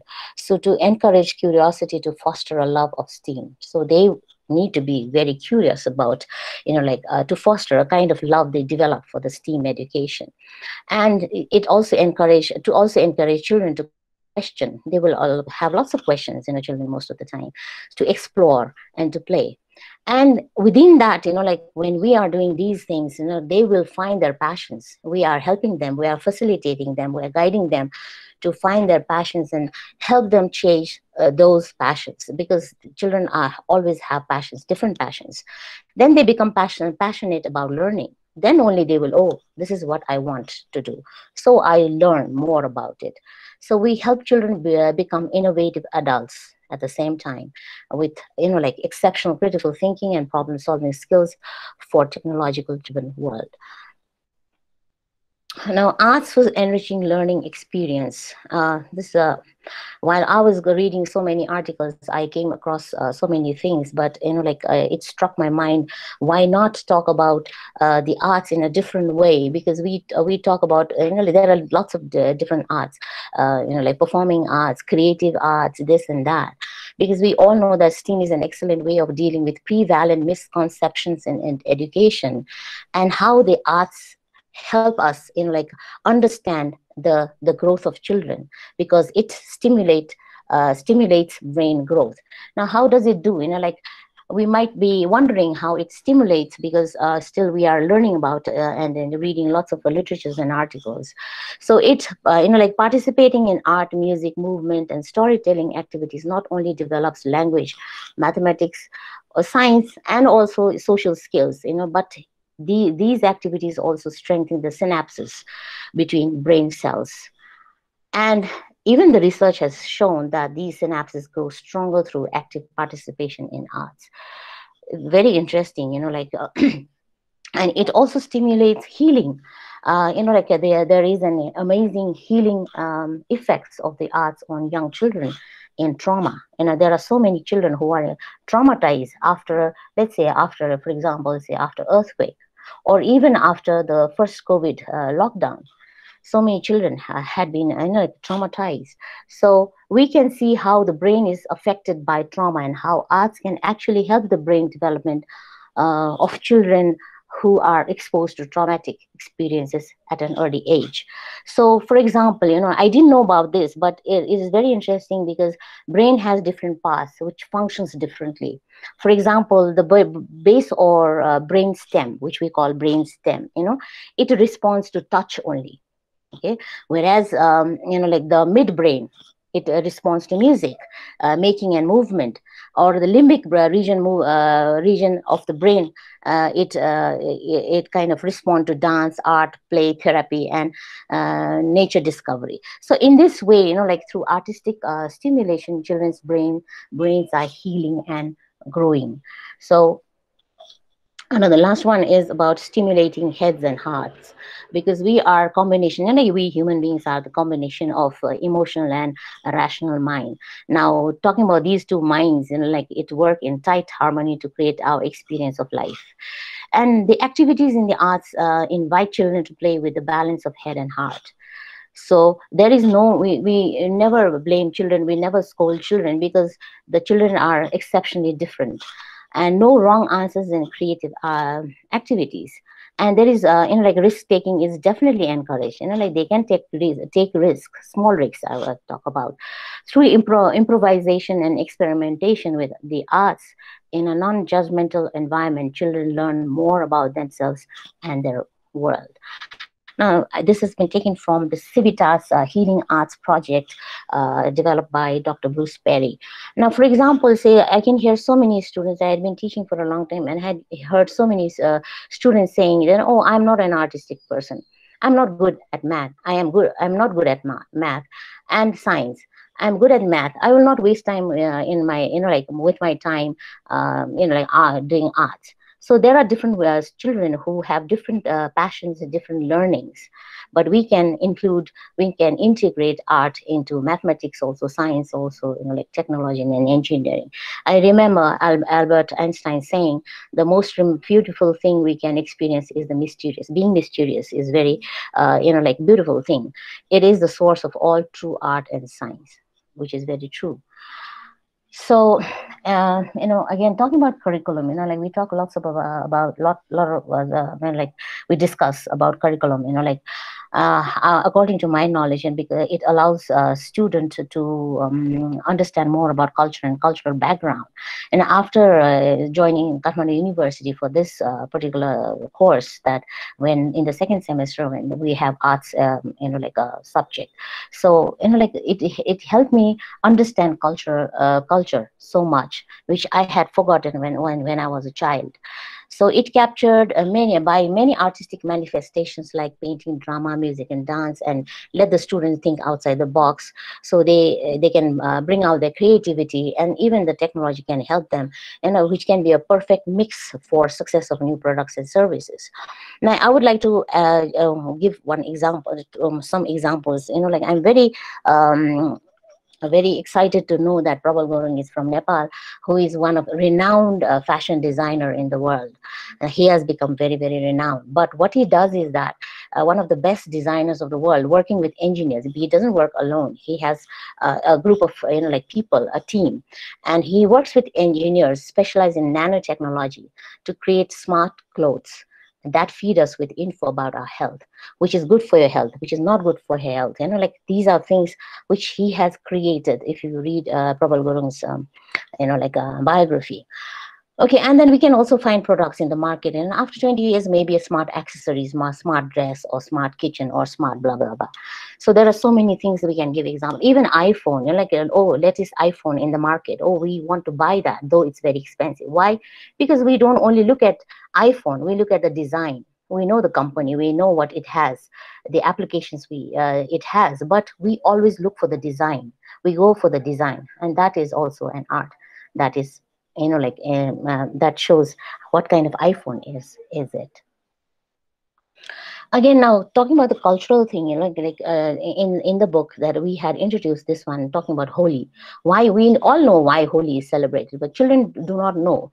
There was a research that we did, a small research for the municipality, Lalitpur municipality, and then we came to know that children do not know the word Char Parva. So this is, something which was, very difficult for us to digest, because children do not know what Char Parva is. So in order to, let them know about our culture, like we have introduced this small activity here where children play with colors, and we tell them about our culture, Holi, why Holi, and the story behind Holi. So this is another activity that we have. And then, like counting, most of you know this, and like how you can use different cereals, and you can use the stones to help the children with the counting, like using mathematics in the activity. So another one is with a bag full of different objects. We show them and put it inside the bag, and then ask the children to, like identify the objects, and then let them draw pictures of this. Another activity that we have, and this one is about Akar Milau, that how we play with the children is that we draw a curtain in between, and father or mother stay on one side and the child stays on the other side. We give them a set of cards with different shapes, and we tell them, now this will help the children's like listening skills. and like even articulating, I would say, that the child understands or not what the father is saying, which shape to be put in the same direction that he has said. So this is another activity that we have, which is very helpful, and this handbook has become very popular among the children in especially in the districts. Okay, and I'm talking about so many things as learning experience, but I want to talk how joining STEAM at Kathmandu University has enriched my learning experience as a STEAM scholar, because I know that I came to know that I had been using STEAM in my teaching learning processes for a long time, but I didn't know it was STEAM. So it has helped me to have my mindset grow. So it kind of helped me with drawing the correlation between the work done and the results, shifting my motivation, because there are lots of assignments we were given and the class interactions, and resulting in a much healthier and more sustainable learning environment. It has built my self-confidence, like transformation as a creative person. I was a creative person. I didn't know that. I didn't realize that. But after, some time after joining this class was helped me a lot, that I developed myself or transformed myself as a creative person. So I overcame my insecurities, because I would say I'm a very introvert person. I don't speak much. I only speak when it is required. So maybe because after joining Kathmandu University, before also, it had kind of developed a boost or overcome my shyness, my hesitance. Okay, and then I found my voice. So maybe I also feel that that has improved my cognition. The arts, that the class that I am taking right now, it doesn't stand alone. Arts are very valuable. It is not only a subject matter, but it is also a perfect link between all subject matters. So it's a great delivery system for these concepts. So communication, definitely. Communication is another the very soft skill that we require in this present world. And our world is built through communication. There's a spelling error, sorry. And then learn multitude of communication skills by studying arts, like how we communicate. It doesn't have to be verbal all the time. It can be non-verbal. It can be something else. So arts as a mode of expression that transforms thoughts and emotions into a unique form of communication. I felt these are the things that I felt I have enriched as my learning experience. And then deepening culture and self-understanding. I feel learning of art is itself a worthwhile endeavor, and a culture without art isn't possible. And the greatest gift is, I think, it's humanity. We all come together, we understand each other, we appreciate, even in class, we appreciate what our friends do, and then we work in groups, and ability to create art in a different way. And as STEAM teachers and educators, I want to, my friends are also here, participating in this webinar today. So we are all STEAM teachers and others also, and we are a community. I think we are a community, and we all help each other. We have to help each other. That is how communities work. If we don't help each other, then we cannot call that we live in a community. So what benefits students benefits us all. So it's not only students, it benefits us also. So I've written that one in highlighted word: no one teacher has the ownership of an approach. So it is not one teacher, but all of us. So we are all in this together. Thank you very much. Thank you, sir. And these are my references. Stop course. Wonderful, wonderful, wonderful. Thank you very much, Sachita ma'am. तपाईको यो presentation के याद आयो भने म आफै पनि पहिला म्याथमेटिक्स टिचरको म जस्तो जान्ने म्याथमेटिक्स टिचर यो संसारमै कोही छैन जस्तो लाग्ने जुन बेला थियो त्यो बेलाको मलाई याद आयो। मलाई के लाग्थ्यो भने म्याथमेटिक्स भनेको सबै सब्जेक्टहरुको चाहिँ नै फादर हो, यसैले नै यो बिना केही हुँदैन। अथवा हाम्रा साइन्स टिचरहरुले पनि साइन्स बिना त अरु केही हुँदैन भन्नेहरु, त्यस्तै गरेर नेपाली टिचरहरु सर खाली म्याथ र साइन्स मात्रै गर्छन्, के भएको होला यो नेपाली चाहिँ पढ्नु पर्दैन, इंग्लिश टिचरको त्यस्तै व्यथा। अब आज सचिता म्यामको यो प्रेजेन्टेसनबाट मैले के ड्र गर्न खोजे भने हुन त त्यहाँ धेरै कुराहरू थिए। वास्तवमा हामीले 8 वटा सब्जेक्ट 10 वटा सब्जेक्ट जति स्कुलमा पढाउँछौँ त्यो सबै सब्जेक्टहरू चाहिँ हाम्रो जीवन उपयोगीका लागि चाहिने नलेज र स्किलहरू डेभलप गर्नको लागि चाहिँ राखिएको हो। तर हामीले कसरी पढायौँ भने म्याथमेटिक्स टिचरले म्याथमेटिक्स खतरा भन्ने, साइन्स टिचरले यो नै सबभन्दा राम्रो भन्ने, नेपाली टिचरले भाषा नजाने तिमीहरूले कसरी बुझ्छौ अरू विषय भन्ने, इङ्ग्लिस टिचरले त्यसो भन्ने। भन्नुको अर्थ एकदम डिस्कनेक्टेड भएर हामीले पढायौँ। वास्तवमा यी सबै सब्जेक्ट्सहरूमा कनेक्सन हुन्छ, हामीले त्यसरी पढाउनुपर्छ विद्यार्थीहरूलाई। र अनि लर्निङ भनेको कुरा चाहिँ नि आर्ट्सको कुरा जुन आयो स्टिम एजुकेसनमा, आर्ट्सले वास्तवमा इमेजिनेसन गर्न, क्रिएसन गर्न सिकाउँछ। भित्तामा गएर कोर्ने मात्रै आर्ट्स होइन, आर्ट्सले थुप्रै कुराहरू सिकाउँछन्। यी सम्पूर्ण कुराहरू पुष्पा म्यामले आज क्लियरली भनिदिनु भयो, त्यसको लागि धेरै धेरै धन्यवाद। म एउटा कुरा हजुरहरूसँग क्षमा याचना गर्न चाहन्छु। लास्ट टाइमको प्रेजेन्टेसनमा मैले च्याट बक्समा त्यति प्रश्नहरू देखिनँ र मैले प्रश्नहरू लिन अनि टाइम पनि अलिक बढी गएको थियो। यदि हजुरहरूको कुनै प्रश्नहरू छ भने फर्स्ट प्रेजेन्टेसनको पनि यो प्रेजेन्टेसनको पनि केही प्रश्नहरू छ भने हजुरहरूले च्याट बक्समा राखिदिनु हुन अनुरोध गर्दछु। अथवा कोही एकजना भोलिन्टियरली क्वेसनहरू गर्न चाहनुहुन्छ भने you can ask right now है। जस्तो मैले यहाँ क्वेसनहरू केही देखिनँ, यहाँनिर मैले वन्डरफुल प्रेजेन्टेसन होइन भन्ने कुराहरू आइरहेछ, असम प्रेजेन्टेसन, यस्ता कुराहरू अघिल्लोमा पनि आएको थियो, त्यति देखाएको छु। Do you have any question to ask? Any queries? If not, then I shall go for the next presentation. Pratima ma'am, please get ready for your presentation. Okay, sir. Thank you, sir. I think there is no any question. Okay. Here one question is there. I have seen. Is there any particular syllabus for STEAM? Yes, Bina sir, will you please elaborate it, the question? Are you there, sir? Is there any particular syllabus? Okay, thank you, Indramani sir. Thank you. So by the time Pratima ma'am gets ready, so we do have specific syllabus for our academic program, such as MPhil in so STEAM MPhil in STEAM education, similarly MEd in STEAM educations. So you can visit the site. I think Madhusudan Rimal sir has already provided the link.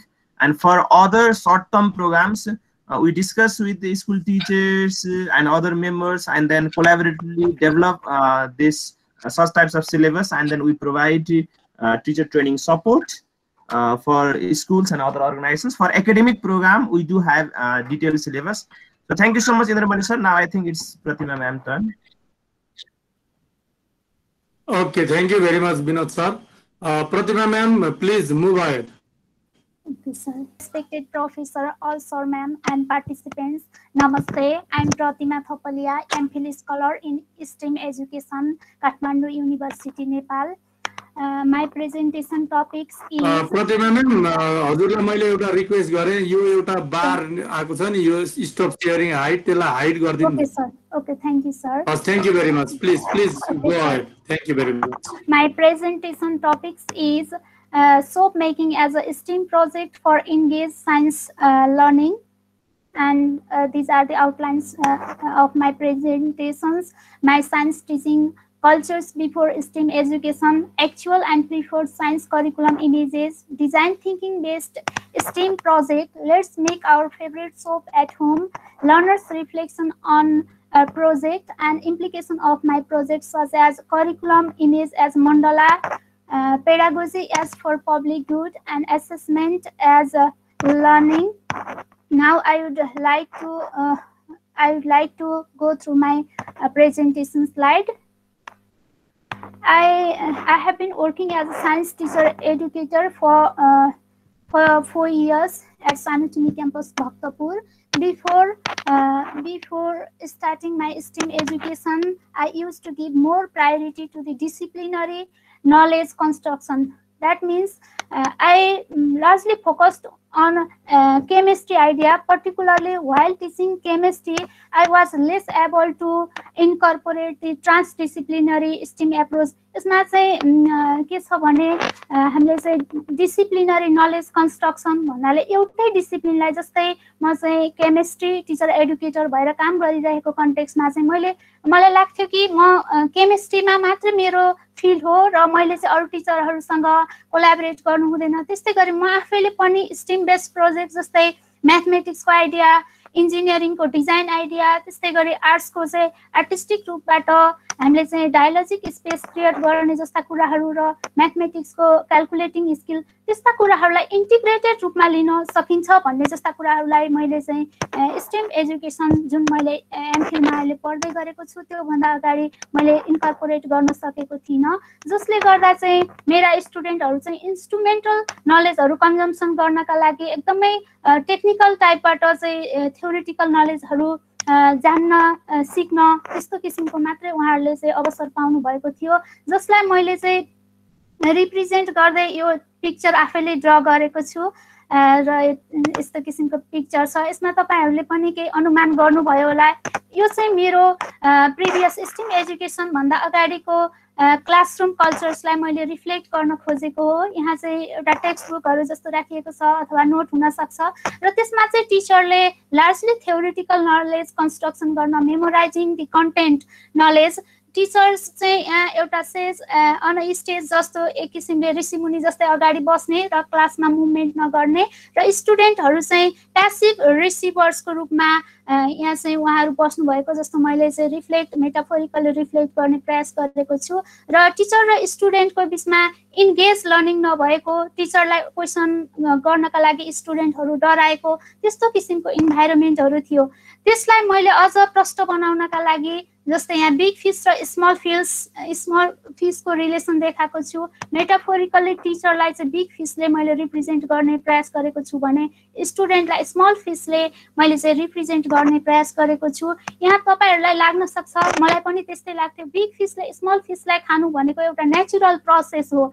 तर मैले stem education पढ्दै गर्दाखेरि यसरी natural रूपबाट हामीले देखिने कुराहरूलाई पनि त्यो नेचुरल भए पनि टिचिङ लर्निङको प्रोसेसमा हामीले क्रिटिकली हेर्नुपर्छ। वास्तवमै के हामीले स्टुडेन्टलाई यस्तो किसिमले आफूले हेजेमोनी गर्ने, म नै सुपेरियर हो होइन, मैले चाहिँ कन्ट्रोल गर्नुपर्छ, मलाई त्यो अथोरिटी छ, I have an authority to control my students भन्ने जस्तो मानसिकता लिएर यदि कक्षामा गयौँ भने त्यो बेलामा हामीले इन्टरेक्टिभ टिचिङ लर्निङ गर्न सक्दैनौँ।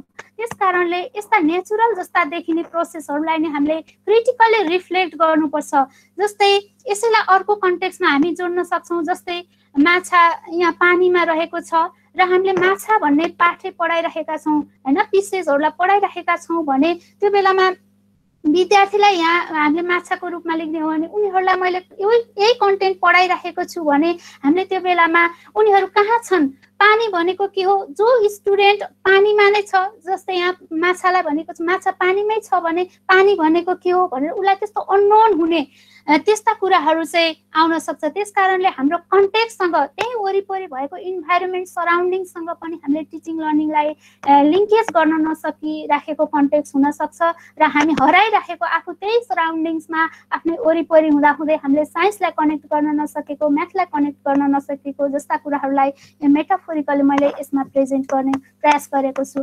यस्तो किसिमको टिचिङ लर्निङ कल्चर्स जसमा चाहिँ मैले स्टुडेन्टलाई क्रिटिकल डिस्कोर्समा धेरै कम स्टुडेन्ट, जसमा चाहिँ लिमिटेड स्टुडेन्टले फाइदा लिने जस्ता टिचिङ कल्चर्सहरू मेरो पास्ट लर्निङ जर्नीमा थियो भने अहिले हालसालै मैले स्टेम एजुकेसन पढिसकेपछि अब टिचिङ लर्निङ भनेको मिनिङफुल हुनुपर्ने रहेछ भनेर एउटा चाहिँ stem project, soap making project पनि कन्डक्ट गरेर कस्तो हुँदो रहेछ त स्टेम बेस्ड टिचिङ लर्निङ भनेर टेस्टिङ पनि गरेको छु।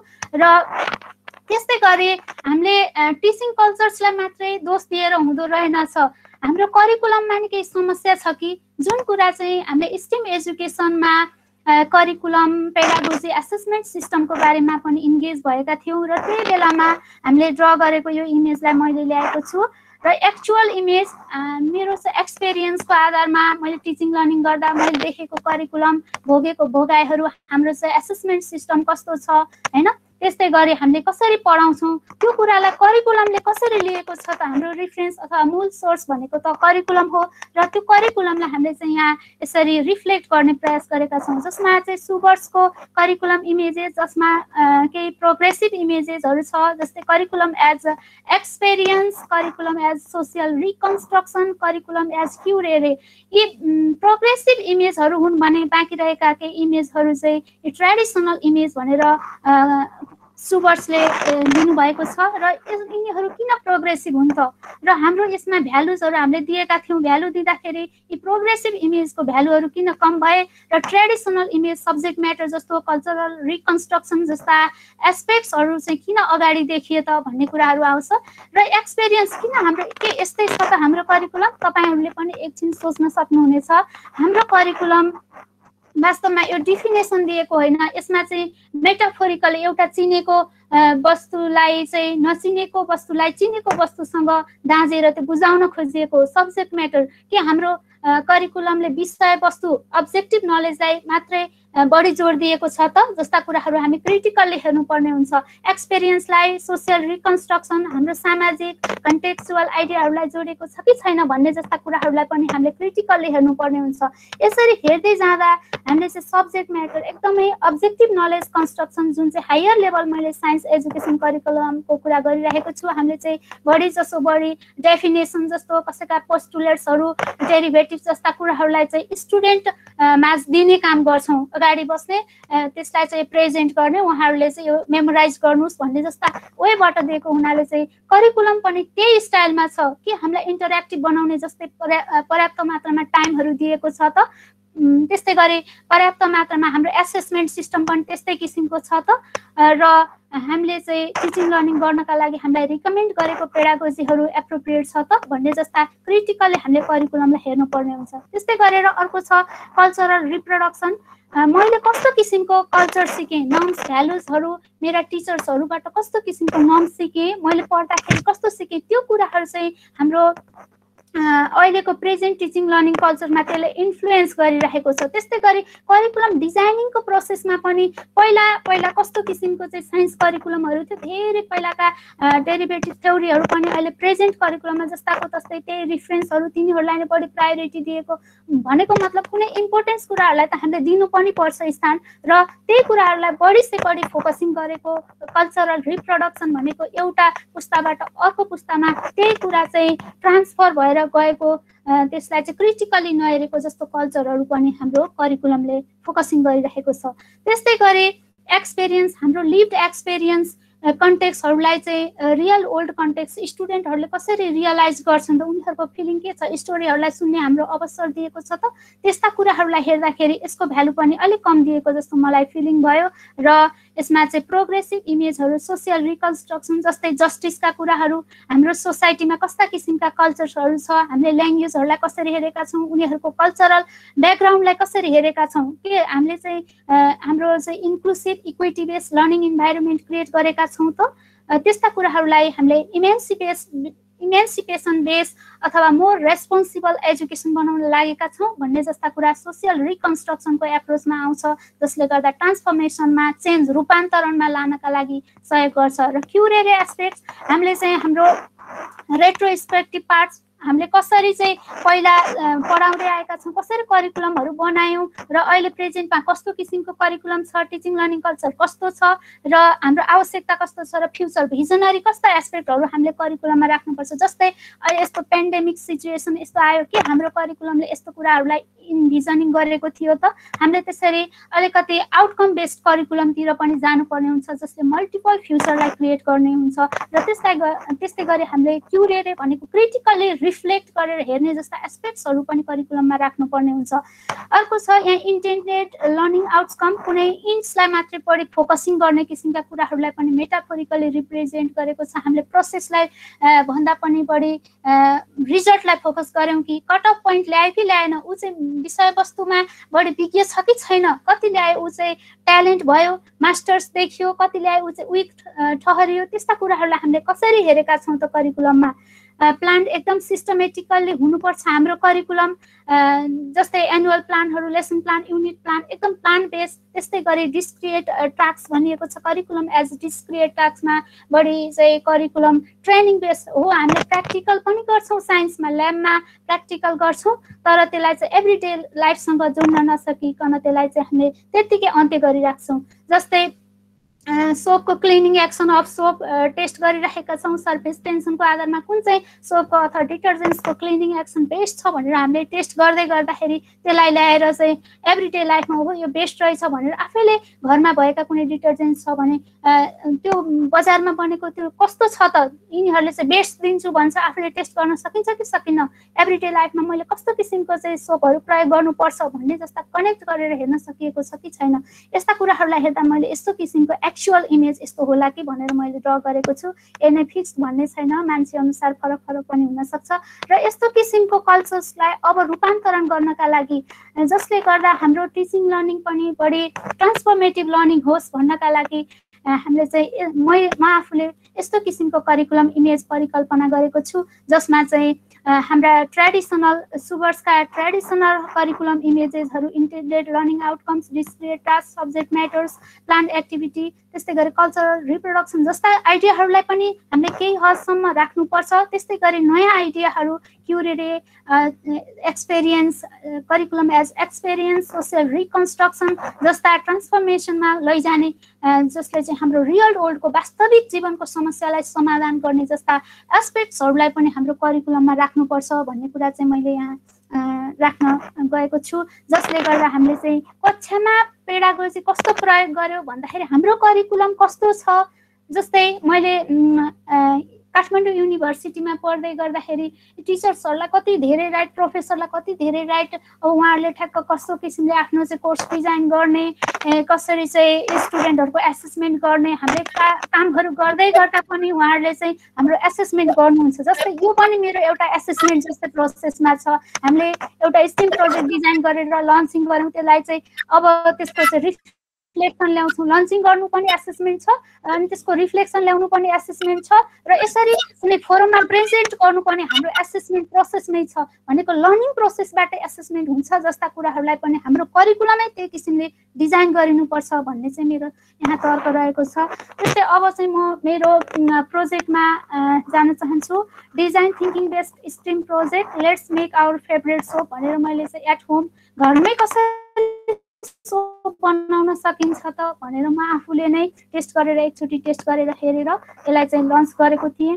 यसको चाहिँ मुख्य उद्देश्य भनेको लर्निङ आउटकम्सलाई चाहिँ यसले केलाई जोड दिएको छ भने to construct a meaningful understanding of conceptual theoretical and practical knowledge and skill of soap for fostering the learners entrepreneur skill अब उहाँहरूलाई थ्योरिटिकल आइडियाहरू कस्तो छ के छ यदि उहाँहरूमा थ्योरिटिकल कन्सेप्चुअल आइडियाहरू कम छ भने कसरी त्यो दिन सकिन्छ साथसाथै उहाँहरूमा चाहिँ अब एउटा उद्यमशीलताको विकास हामीले कसरी गर्न सकिन्छ भनेर चाहिँ यो स्किलतिर लगेर जोडिएको छ र उहाँहरूलाई एउटा उद्यमी कसरी बनाउन सकिन्छ भनेर हामीले चाहिँ एउटा स्टेम कम्पोनेन्ट्सहरूलाई इन्टिग्रेट गर्दै टेक्नोलोजी इन्जिनियरिङ आर्ट्स म्याथमेटिक्सलाई इन्टिग्रेट गर्दै यो प्रोजेक्ट मैले लन्च गरेको थिएँ मेरो स्टुडेन्टमा र यसमा के छ भने हामीले व्हाटलाई मात्रै फोकस गर्दैनौँ कुनै पनि हामीले अब्जेक्टिभ जस्तै मैले पनि स्टुडेन्ट टिचर्सहरू साइन्स स्टुडेन्ट टिचर्सहरूलाई टिचिङ गर्दाखेरि बढी जस्तो ब्लुम्स ट्याक्सोनोमीको अब्जेक्टिभ्सहरू बनाउनका लागि एकदम रिजिड अब्जेक्टिभ्सहरू टिपिकल टाइममा 10 मिनट्स अथवा 40-50 मिनट्समा चाहिँ त्यो प्राप्त हुने किसिमको एकदम मेजरेबल बनाउनुपर्छ एटेनेबल बनाउनुपर्छ स्मार्ट हुनुपर्छ भन्ने कुरामा हामीले जोड दिन्छौँ तर मैले स्टेम एजुकेसनमा यो कुरा पनि सिकेँ कि हामीले कुनै पनि अब्जेक्टिभ बेस्ड कुराले मात्रै चाहिँ लर्नर्सको होलिस्टिक डेभलपमेन्टल एस्पेक्ट्सहरू मेजर गर्न सक्दैनौँ जसको लागि चाहिँ हामीले त्योभन्दा बियोन्ड जानुपर्छ व्हाट हाउ वाइ हु जस्ता चाहिँ बढी कम्पिटेन्सी त्यस्तै गरी बढी आउटकम बेस्ड जसले गर्दा उनीहरूले चाहिँ रियल वर्ल्डमा पर्फर्मेन्स गर्न सकुन् एउटा कक्षा कोठामा सिकेको कुरा चाहिँ त्यो कुरा आफ्नो एभ्रिडे लाइफमा सिक्न सकुन् अरू फोरममा पनि प्रेजेन्ट गर्न सकुन् जस्ता कुराहरूलाई चाहिँ हामीले जोड्नु पर्ने रहेछ भनेर यी डिजाइन थिङ्किङका विभिन्न स्टेपहरू who you are solving for भनेर उहाँहरूको रियल ओल्डलाई चाहिँ ल्याउने, रियल ओल्ड कस्तो छ, उहाँहरूको चाहिँ अन्डरस्ट्यान्डिङ कस्तो छ, लिभड एक्सपिरियन्स कस्तो छ त्यसलाई बुझ्ने, इम्प्याथाइज गर्ने, इम्प्याथाइज हर्टसँग उहाँको फिलिङसँग जोड्ने, त्यस्तै गरेर वाट आर योर निड्स उहाँहरूको आवश्यकता के छ डिफाइन गर्ने, स्टेटमेन्ट अफ द प्रब्लम्स त्यो कुनै कुरा बुझिसकेपछि उहाँहरू कुन स्टेटमा हुनुहुन्छ, प्रि एक्जिस्टिङ स्टेट अथवा उहाँहरूको भोगाइहरूलाई सुनिसकेपछि एक्सपिरियन्स बेस यदि करिकुलम छ भने यस्तो किसिमले हामीले चाहिँ जोड्दै लान सकिन्छ भन्ने कुरा यहाँ पनि हामीले थाहा पाउन सकिन्छ। त्यस्तै आइडिएट प्रोटोटाइपिङ प्रोसेसमा how you will solve the problem, how can we solve the problem, हामीले कसरी समस्याको समाधान गर्न सक्छौँ त भनेर उहाँहरूलाई इन्भिजनिङ गर्न लगाउन सकिन्छ। केही कोलाबोरेट हामीले चाहिँ स्क्याफोल्ड गर्न सकिन्छ उहाँहरूलाई इन्भिजनिङ, एकैचोटि स्टुडेन्टलाई नआउन सक्ने हुन्छ। हामीलाई चाहिँ as a constructive teacher we need to scaffold the learners, हामीले चाहिँ यसमा आइडिएट पोसिबल सल्युसन्सहरू उहाँहरूले दिनुहुन्छ र प्रोटोटाइपिङ हामीले सल्युसन दिएर मात्र हुँदैन, अब त्यसमा चाहिँ डिजाइनिङ गर्नु पर्यो, इन्जिनियरिङको आइडिया ल्याएर कसरी चाहिँ त्यसलाई हामीले डिजाइन गर्न सक्छौँ भनेर एउटा project designing, esteem based project designing गर्न चाहिँ हामीले स्टुडेन्टलाई इन्करेज गर्न सक्छौँ। र टेस्टिङ अब प्रोजेक्ट डिजाइनिङ गरिसकेपछि त्यसले चाहिँ काम गर्यो कि गरेन, यसको चाहिँ इफिसियन्सी कस्तो छ, गुड छ कि, अथवा त्यसमा फर्दर रिफाइनिङ गर्नुपर्ने छ, refinement of the project and presentation in the larger mass हामीले क्लासरुममा प्रेजेन्ट गर्न सक्छौँ। त्यो चाहिँ कुनै प्रोजेक्ट सक्सेस भइसकेपछि स्टोरी टेलिङ भनेको छ हामीले त्यो भोगाइलाई, मैले त्यो कुरा सिकेँ अब मेरो भोगाइलाई चाहिँ कक्षा कोठामा अथवा एउटा फ्याकल्टीमा कम्युनिटीमा हामीले सेयर गर्न सक्छौँ। त्यस कारणले हामीले design thinking based stem project यो चाहिँ सोप बनाउनका लागि म आफूले प्रयोग गरेको छु। र फर्स्ट स्टेज अब म त्यही स्टेजमा रहेर मेरो प्रोजेक्ट कसरी लन्च भयो भन्ने कुरा चाहिँ यहाँ तपाईँहरूसम्म चाहिँ पेस गर्छु। र यसमा चाहिँ के छ त भन्दा इम्प्याथाइज प्रोसेसबाट मैले चाहिँ आफ्नो प्रोजेक्टलाई अगाडि सारेको छु, जसमा चाहिँ सबैभन्दा पहिला स्टुडेन्ट्स, यिनीहरू ब्याचलर लेभल 4th इयरका स्टुडेन्ट हुन् र यी बहिनी चाहिँ 2nd इयरको स्टुडेन्ट, उहाँहरूले चाहिँ यो आइडिया सोप मेकिङको आइडिया पहिला पढ्नु भएको छ, जुन चाहिँ हामीले नै टिचिङ लर्निङ गरेका छौँ। थ्योरिटिकल पार्टमा बढी टिचिङ लर्निङ भइराखेको थियो र एउटा चाहिँ हामीले चाहिँ यसको क्लिनिङ एक्सन चाहिँ प्र्याक्टिकल्ली गरेका पनि थियौँ। र उहाँहरूको स्टोरी, लिभड स्टोरी कस्तो छ त, उहाँहरूले साबुन सानैदेखि प्रयोग गर्नुभयो होला, के काममा प्रयोग गर्नुहुन्छ होला, अब तपाईँहरूले थ्योरी कुनै कन्सेप्टहरू पढ्नु भएको थियो प्रिभियस क्लासमा, त्यो कुरा कसरी बुझ्नु भएको छ, मैले उहाँहरूलाई पिक्चरहरू के बनाउन सक्नुहुन्छ, प्रेजेन्टेसन स्लाइडहरू के भनेर भनेको थिएँ र उहाँहरूले बनाएर ल्याउनु भएको थियो, यहीँ पनि बनाउनु भयो। र यस्ता कुराहरू उहाँहरूले गरेको इन्गेजमेन्टलाई मैले अब्जर्भ गरेँ। त्यस्तै गरी उहाँहरूले देखाउनु भएको प्रेजेन्टेसन, त्यस्तै गरी उहाँहरूको भोगाइलाई मैले सुने र त्यसलाई रियलाइज गरियो। हामीले चाहिँ इम्प्याथाइजिङ प्रोसेसमा के रहेछ त प्रब्लम्स होइन, त्यसमा चाहिँ क्रिटिकल क्वेसनहरू पनि गरियो र उहाँहरूको कुनै मिसअन्डरस्ट्यान्डिङ छ भने यो स्टेजमा चाहिँ हामीले चाहिँ बुझ्ने काम गरियो। त्यसै सन्दर्भमा चाहिँ अब यहाँ जस्तै उहाँहरूले बनाउनु भएको छ यो चाहिँ मेसिली फर्मेसन बनाउनु भएको छ, क्लिनिङ एक्सन, यदि सोपले एक्सन गरिरहेको बेलामा हाम्रो लुगा अथवा हातमा डस्ट अथवा ग्रिसी पार्टिकल्सहरू छ भने त्यो ओइली पार्टिकल्सहरूलाई कसरी क्लिनिङ गर्छ त भन्ने कुरा चाहिँ उहाँहरूले पिक्टोरियल वेमा देखाइरहनु भएको छ। जस्तै हाइड्रोफिलिक र हाइड्रोफोबिकको कुराहरू छ, पानीलाई मन पराउने र पानीलाई वाटर लभिङ, वाटर हेटिङ भनेर छ, water loving tails, water loving heads and water hating, अथवा चाहिँ यो greasy particles oil loving tails चाहिँ यहाँ चाहिँ इम्बिडेड भएको कुराहरूलाई उहाँहरूले प्रेजेन्ट गर्नुभएको छ। अब त्यो कसरी हुन्छ भनेर उहाँहरूले वास्तवमै बुझ्नु भएको छ कि छैन भनेर मैले चाहिँ के गरेँ त भन्दा एउटा बिकरमा पानी राख्न लगाएर उहाँहरूलाई चाहिँ पानी राख्न लगाइसकेपछि त्यसमा तेल राख्न लगाएँ र तेल राखिसकेपछि उहाँहरूलाई हेर्न अब्जर्भ गर्न लगाएँ र अब्जर्भ गर्दाखेरि दुईवटा लेयर देखियो।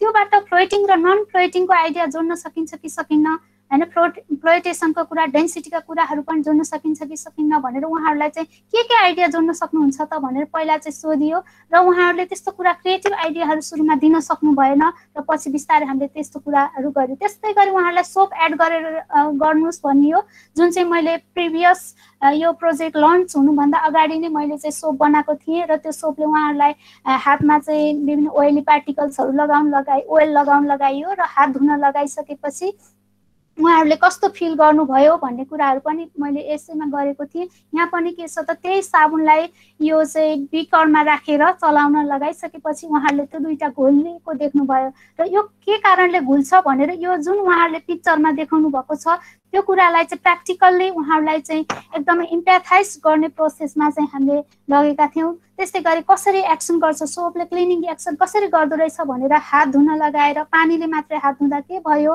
त्यस्तै गरी पर्फर्मेन्स आर्ट त्यस्तै उहाँहरूले चाहिँ साबुन लगाएर धुँदाखेरि कस्तो भयो र किन भयो, कसरी एक्सन गर्दो रहेछ भन्ने कुरालाई थ्योरी उहाँहरूले जुन प्रेजेन्ट गर्नुभएको थियो त्यो थ्योरीलाई कनेक्ट गरेर भन्न चाहिँ मैले यो स्टेजमा लगाएँ। त्यसपछि डिफाइनिङ स्टेजमा गइसकेपछि उहाँहरूले डिफाइन अब के हो त तपाईँहरूको समस्या, उसो भए यो कुराहरू बुझ्नुभयो, एउटा चाहिँ कसरी फिल गर्न सकिन्छ भन्ने कुराहरू तपाईँले बुझ्नुभयो होइन, कसरी चाहिँ गुड अन्डरस्ट्यान्डिङ हुँदो रहेछ भन्ने कुरा पनि केही बुझ्नुभयो। तपाईँहरूको समस्या अहिलेसम्मको चाहिँ तपाईँहरूको टिचिङ लर्निङको समस्या के हो त सोप भन्ने कन्टेन्टमा भनेर सोद्धाखेरि उहाँहरूले memorise the conceptual and theoretical idea of soap without sense making, हामीले अन्डरस्ट्यान्डिङ नगरिकन सेन्स मेकिङ एभ्रिडे लाइफसँग नजोडिकन बडी इन्स्ट्रुमेन्टल अन्डरस्ट्यान्डिङ हामीलाई चाहिँ सोप मेकिङको आइडिया भयो भन्ने कुरा गर्नुभयो।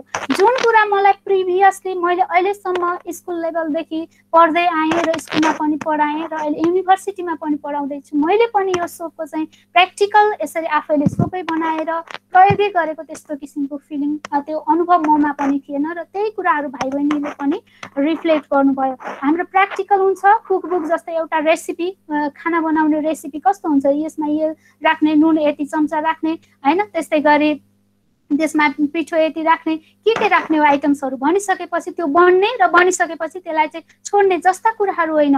अब हामीले त्यो रेसिपी अनुसार टिचिङ लर्निङ गर्ने होइन कि उनीहरूको चाहिँ लिभड एक्सपिरियन्सलाई पनि जोड्दै त्यो रेसिपी निश्चित अब अब्जेक्टिभ नलेज, रिगर नलेज भनिन्छ अथवा थ्योरिटिकल नलेजलाई पनि फलो गर्दै हामीले चाहिँ प्र्याक्टिकल वर्कहरू गर्नुपर्ने रहेछ भन्ने कुरा चाहिँ यहाँ रियलाइज कुकबुक नलेजमा चाहिँ हामीले कन्ज्युम गर्न बाध्य भएका छौँ र हाम्रो चाहिँ teaching is beyond from our real world problems, हाम्रो वास्तविक जीवनसँग टाढा भयो भन्ने कुराहरू चाहिँ रियलाइज यो स्टेजमा चाहिँ हामीले स्टेटमेन्ट अफ द प्रब्लममा। सो के निड छ त, what are there needs, there is need of meaningful learning. अब मिनिङफुल लर्निङ हो जसले गर्दा उनीहरूको उद्यमशीलताको विकास पनि हुन सक्छ भन्ने कुराहरू चाहिँ मैले पनि यसमा चाहिँ सपोर्ट केही हदसम्म गरेँ।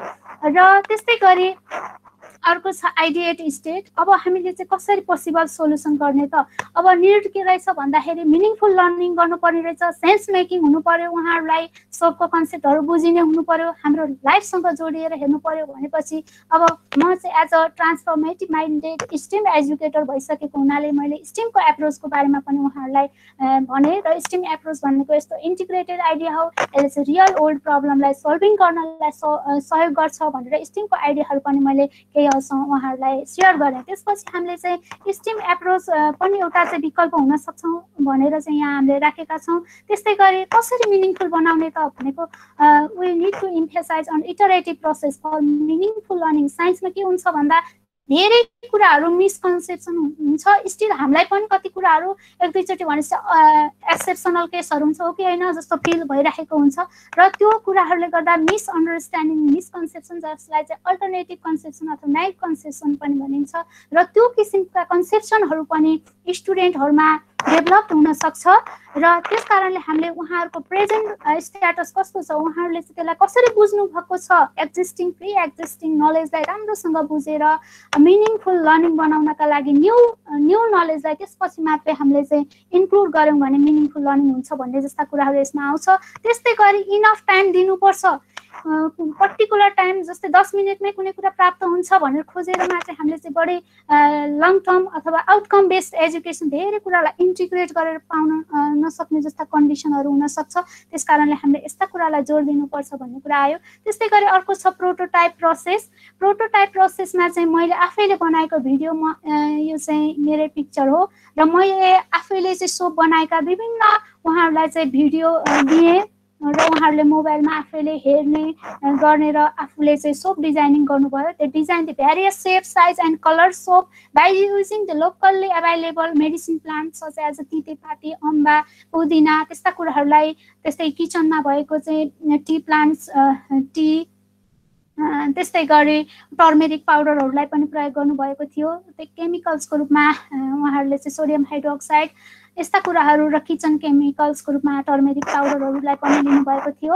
र मेरो रोल भनेको चाहिँ अप्टिमल स्क्याफोल्डरको रूपमा छ, जुन मैले चाहिँ स्ट्रिम एजुकेसनमा चाहिँ as a constructive teacher we need to be an optimal scaffolder during the teaching learning process. कसैले भन्न सक्नुहुन्छ कन्स्ट्रक्टिभ टिचर त कन्स्ट्रक्टिभिजममा त के हुन्छ भन्दा स्टुडेन्टलाई एक्टिभ इन्गेजमेन्ट गर्ने हो, उनीहरूलाई के काम दिने हो, स्टुडेन्ट मात्रै एक्टिभ हुने हो। त्यस्तो किसिमको सोचाइ त्यो पनि एक किसिमले गलत हुनसक्छ। र हामी टिचरले चाहिँ क्रिटिकल्ली अब्जर्भ गर्नुपर्छ, हरेक एक्टिभिटी र उहाँहरूलाई सपोर्ट गर्नुपर्छ। त्यस कारणले यो चाहिँ सोसल कन्स्ट्रक्टिभिस्ट एप्रोचलाई हामीले चाहिँ फोकस गर्नुपर्छ। त्यस्तै focus on collaboration with contributions and commitment. हामीले कोलाबोरेसन गर्नका लागि र इन्डिभिजुअल कन्ट्रिब्युसन गरेको छ कि छैन, ग्रुपमा उहाँहरू काम गर्ने अनि एउटा ट्यालेन्ट स्टुडेन्ट दुईटाले लिडिङ गर्ने र अरू पछाडि पर्ने जस्तो कुरा होइन, कन्ट्रिब्युसन छ कि छैन त्यस्ता कुराहरूलाई नि क्रिटिकल्ली हेर्ने। र कमिटमेन्ट, भोलि उहाँहरू चाहिँ टिचर हुन गइराख्नु भएको छ स्कुलमा र त्यो कुराहरू म प्रयोग गर्छु भन्ने जस्ता चाहिँ कमिटमेन्ट, मैले जाने मैले बुझेको छु कि छैन भन्ने कुरा यदि जानिएको छैन बुझेको छैन भने त्यसलाई फेरि चाहिँ डायलगद्वारा चाहिँ अब कसरी चाहिँ त्यो मिसकन्सेप्सन हटाउने जस्ता कुराहरूलाई हामीले यहाँ फोकसिङ गर्नुपर्छ। र आस्क्ड क्रिटिकल क्वेसनहरू पनि सोधिन्छ, जस्तै हामीले सोडियम हाइड्रोक्साइड पानीमा राख्छौँ, पानी चाहिँ किन चाहिँ हामीले चाहिँ बेसमा स्ट्रङ बेसहरूमा त्यसरी राख्दैनौँ, एसिडमा राख्दैनौँ, त्यस्ता कुराहरू चाहिँ उनीहरूलाई क्रिटिकली सोध्ने र उनीहरूको फेसियल एक्सप्रेसनहरू पनि मैले हेर्ने काम गरेको थिएँ। उनीहरूलाई क्वेसन त्यस्तो सोध्नासाथ एकले अर्कालाई हेर्ने जस्ता एक्टिभिटी पनि उहाँहरूले गर्नुभएको थियो र एकदमै एक्टिभ भएर सुन्नुभएको थियो। त्यस्तै गरी चाहिँ मैले यहाँ उहाँहरूको इन्गेजमेन्ट कस्तो थियो त सोप डिजाइनिङ प्रोसेसमा भनेर यहाँ राखेको छु र यहाँहरूको इन्गेजमेन्टलाई मैले एउटा भिडियो पनि यहाँ राखेको छु। र यहाँ चाहिँ उहाँहरूले 40% सोल्युसन अफ सोडियम हाइड्रोक्साइड बनाइरहनु भएको छ र यो बनाउँदाखेरि उहाँहरूले यति बनाएर मात्रै छोड्नु भएको छैन र यसमा चाहिँ उहाँहरूले यो मैले चाहिँ उहाँहरूलाई यस्तो इन्करेज गरिरहेको छु कि त्यहाँ चाहिँ यो कस्तो किसिमको रियाक्सन भएको छ त भन्ने कुरा कसरी थाहा पाउँछौ भनेर उहाँहरूलाई क्रिटिकली सोधिरहेको छु। र त्यसपछि उहाँहरूले टच गर्नुभएको छ र फिल गरिसकेपछि यहाँ चाहिँ पहिला जानेको थ्योरिटिकल आइडियामा चाहिँ एक्जोथर्मिक रियाक्सनमा हिट आउँछ भनिसकेपछि यहाँ अहिले भाइले चाहिँ हिट आएको छ एक्जोथर्मिक भनिराख्नु भएको छ। यसरी चाहिँ उहाँहरूलाई चाहिँ विभिन्न केमिकल रियाक्सनहरूको आइडियाहरूलाई पनि जोडेर हामीले चाहिँ एक्जोथर्मिक र इन्डोथर्मिक पनि पढाउन सकिँदो रहेछ, रियाक्सनको कुरा पनि यही प्रोजेक्टबाट पढाउन सकिन्छ भन्ने कुराहरू छ। त्यस्तै गरी उहाँहरूले विभिन्न यहाँ स्टिक ब्लेन्डरहरू टेक्नोलोजी प्रयोग गर्नुभएको छ। त्यस्तै गरी यहाँ मोटर र पिस्टन प्रयोग गरेर लोकल टेक्नोलोजीहरू पनि प्रयोग गर्नुभएको छ। यस्ता सफ्ट स्किल र हार्ड स्किलहरूलाई पनि इन्टिग्रेट गरिएको छ। र यो प्रोजेक्ट डिजाइन भइसकेपछि उहाँहरूले बनाइसकेपछि अब टेस्टिङ गर्नुपर्ने पनि हाम्रो एउटा इम्पोर्टेन्ट पार्ट हो। र टेस्टिङ गर्नका लागि अब उहाँहरूले चाहिँ आफ्नो प्रोजेक्टलाई 5-7 दिनपछि आएर अब्जर्भ गर्नुभएको छ। कलर कस्तो किसिमको आएछ, तितेपातीको कस्तो आएछ, उहाँहरूले चाहिँ प्रयोग गर्नुभएको टीको कस्तो आएछ जस्ता कुराहरू सेप साइज कलरहरू सबै उहाँहरूले अब्जर्भ गरिसकेपछि यसको क्लिनिङ एक्सन कस्तो रह्यो त भन्ने कुरा पनि उहाँहरूले आफैले चाहिँ यसरी हात धोएर हेरेर टेस्ट गर्नुभएको छ। र योबाट सँगसँगै अब म्याथमेटिकल आइडिया कसरी जोड्न सकिन्छ भन्नेतिर पनि मैले उहाँहरूलाई चाहिँ इन्करेज मोटिभेट गरेको छु र उहाँहरूले आफैले यसरी क्यालकुलेट गरेर देखाउनु भएको छ। भोल्युमहरू हामीले कसरी मेजर गर्ने, हामीले कस्तो भाँडामा चाहिँ सोप राख्यौँ, कस्तो सेप आयो, त्यहाँ चाहिँ हामीले ओइल राख्दाखेरि कति भोल्युम लिक छ भन्ने जस्ता कुराहरू। अब प्राइस हामीले चाहिँ कसरी क्यालकुलेट गर्न सक्छौँ, तिनीहरूको भोल्युमको आधारमा उनीहरूले प्राइस क्यालकुलेट गरेर इन्भिजनिङ अब कसरी गर्न सकिन्छ, हामीले मोर प्रफिट कसरी गेन गर्न सक्छौँ त। हाम्रो एउटा सोपको चाहिँ प्राइस करिब यहाँ 27 रुपियाँ जति उहाँहरूले निकाल्नु भएको छ। सबै लाको हाम्रो चाहिँ पन्जादेखि सबै खरिद कुराहरूलाई जोडेर त्यसरी निकाल्नु भएको छ। ओलिभ ओइल प्रयोग गरेर गरिएको हो, कोकोनट ओइल प्रयोग गरेको हुनाले अलिकति महँगो पनि देखिन्छ तर यसको चाहिँ हाई क्वालिटी नै छ। र उहाँहरूले चाहिँ यहाँ क्रिएटिभिटीको कुरा पनि ल्याउनु भएको छ। अब हामीले कसरी बेनिफिट निकाल्ने त, यो त प्राइस 27 रुपियाँ अलिक महँगो भयो कि यसलाई घटाउन के गर्न सकिन्छ अथवा बेनिफिट लिन के गर्न सकिन्छ भन्दाखेरि हामीले चाहिँ we can produce in a large scale. हामीले चाहिँ यदि लार्ज स्केलमा यही कुरालाई प्रड्युस गऱ्यौँ भने कन्ज्युमर्सको ध्यान आकर्षण गर्न सक्यौँ, मन जित्न सक्यौँ भने उहाँहरूले चाहिँ त्यसलाई रेगुलरली युज गरिदिनु भयो भने त्यो बेलामा पनि हुन सक्ला। हाम्रो फिनिसिङ गर्दाखेरि त्यसको एमाउन्टहरू कस्तो गर्ने, बाहिरको कभरहरू कस्तो राख्ने अथवा डिजाइन एट्र्याक्टिभ कसरी बनाउने जस्ता कुराहरू, क्रिएटिभिटी कुराहरू ल्यायौँ भने हाम्रो एन्टरप्रेन्योर स्किलमा हामीले चाहिँ लान सक्छौँ र प्रफिट गर्न सक्छौँ भनेर म्याथमेटिकको प्रफिट र बेसको आइडियाहरू पनि उहाँहरू आफैले चाहिँ यहाँ गर्नुभएको छ। र हाम्रो कुनै पनि प्रोजेक्ट लन्च हुँदाखेरि एसेसमेन्टको क्राइटेरिया पनि महत्त्वपूर्ण हुन्छ। उहाँहरूको प्रोग्रेस पनि हामीले हेर्नुपर्ने हुन्छ, किनकि हामीले टिचिङ लर्निङ गर्दा यदि हामी चाहिँ फर्मेटिभ अथवा क्यास बेस इभ्यालुएसन सिस्टममा गयौँ भने त्यो बेलामा हामीले उहाँहरूको त्यो लर्न प्रोसेसमा नै उहाँहरूको एसेसिङ गर्नुपर्ने हुन्छ। र हामीले चाहिँ के गरेका छौँ भने यसमा 3वटा मेन क्राइटेरिया मैले राखेको छु। अब्जर्भिङ दियर एक्टिभ इन्गेजमेन्ट, कसरी उहाँहरू इन्गेज हुनुभएको छ, त्यसलाई चाहिँ इन्डिभिजुअल कन्ट्रिब्युसन कति गर्नुभएको छ, त्यसलाई हामीले चाहिँ पछि भिडियो हेरेर पनि त्यही कन्टेक्स्टमा हेरेर पनि त्यसलाई क्रिटिकल्ली हेरेका छौँ। र क्रिटिकल अब्जर्भिङ दियर हार्ड स्किल, उहाँहरूले चाहिँ इन्स्ट्रुमेन्टहरू कसरी ह्यान्डलिङ गर्नुभएको छ, त्यस्तै गरी पावर पोइन्ट स्लाइडहरू कसरी चाहिँ उहाँले आइसिटी प्रयोग गर्न सक्ने कुराहरू त्यो गर्नुभएको छ, डाटा इन्ट्री कसरी गर्नुभएको छ, सोप क्यालकुलेटरहरू प्रयोग गर्दा कसरी गर्नुभयो, त्यस्ता स्किलहरू, सफ्ट स्किलहरू 4C जुन चाहिँ क्रिटिकल रिफ्लेक्सन, कसरी रिफ्लेक्सन गर्नुभयो त उहाँहरूको अनुभवलाई, त्यस्तै गरी कोलाबोरेसन, थिङ्क पियर सेयर एप्रोचलाई कसरी प्रयोग गर्नुभयो, उहाँहरूले कम्युनिकेट त्यही कुराहरूलाई चाहिँ उहाँहरूले चाहिँ कसरी प्रेजेन्ट गर्न सक्नुभयो, र क्रिएटिभिटी कतिका चाहिँ क्रिएटिभ आइडिया प्रफिट बेस हाम्रो सोप प्रोजेक्ट डिजाइन गर्नका लागि कस्तो चाहिँ क्रिएटिभ आइडियाहरू ल्याउन सक्नुभयो भन्ने कुराहरूबाट चाहिँ एसेसिङ गर्ने। र अर्को इम्पोर्टेन्ट एस्पेक्ट्स भनेको माइन्ड म्याप अथवा concept map, designing and presenting process, यो पनि अहिले धेरै इम्पोर्टेन्ट आइडियाको रूपमा देखिएको छ। हामीले चाहिँ इन्टिग्रेटेड लर्निङ गर्नका लागि विभिन्न थीम्सहरू उहाँहरूले चाहिँ यो स्टेम प्रोजेक्टमा के थिमहरूमा इन्गेज हुनुभयो, के चाहिँ कुरा जोड्न सकिँदो रहेछ, त्यो कुरालाई चाहिँ एकैचोटि चाहिँ विभिन्न कन्सेप्ट म्याप बनाएर इन्टिग्रेटेड गर्नुहोस् भनेर हामीले चाहिँ उहाँहरूलाई त्यो गर्ने र कक्षामा प्रेजेन्ट गर्नुहोस् भनेर एसेसमेन्टको क्राइटेरिया राखेका थियौँ। त्यस्तै गरी लर्नर्स रिफ्लेक्सन अन प्रोजेक्ट, उहाँहरूले कसरी रिफ्लेक्टिङ गर्नुभयो अथवा प्रेजेन्टिङ पनि गर्नुभयो त्यो प्रोजेक्टलाई, फाइनल्ली त्यो प्रेजेन्टिङ प्रोजेक्ट यहाँ प्रोजेक्टको प्रेजेन्ट गर्नुभएको छ। सोपलाई चाहिँ कुनै नेटबाट सर्च गरेर पनि यो आइडियाहरू ल्याउनु भएको छ भने कुनै कुरा उहाँहरू आफैले ड्रइङ गर्नु पनि भएको छ। र उहाँहरूले माइन्ड म्याप अहिलेसम्म नबनाएको र यो टोटल्ली न्यू भएको हुनाले रेफरेन्सको रूपमा म आफूले पनि उहाँहरूलाई सहयोग गरेको थिएँ, स्क्याफोल्ड गरेको थिएँ।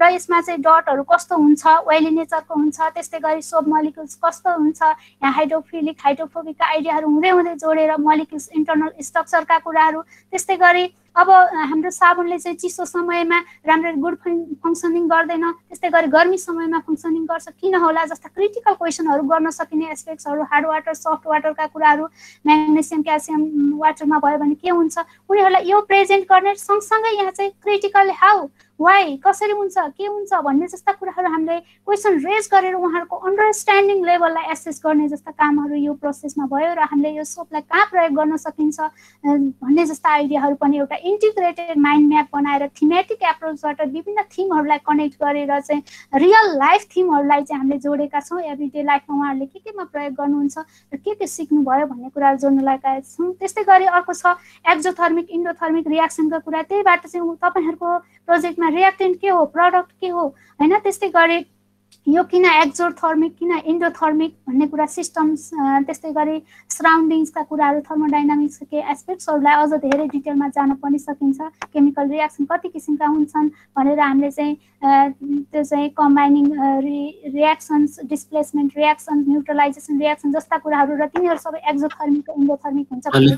अब कन्क्लुजनतिर जाउँ होला। Okay sir, thank you sir. त्यस्ता कुराहरू भयो र यो प्रोजेक्टको इम्प्लिकेसन्सलाई चाहिँ मैले यहाँ राखेको छु र यसमा चाहिँ हामीले करिकुलम एज मण्डलाको रूपमा विकास गर्न सकिन्छ। जस्तै हाम्रो बुद्धिज्ममा पनि राखिएको छ यो टर्म मण्डला।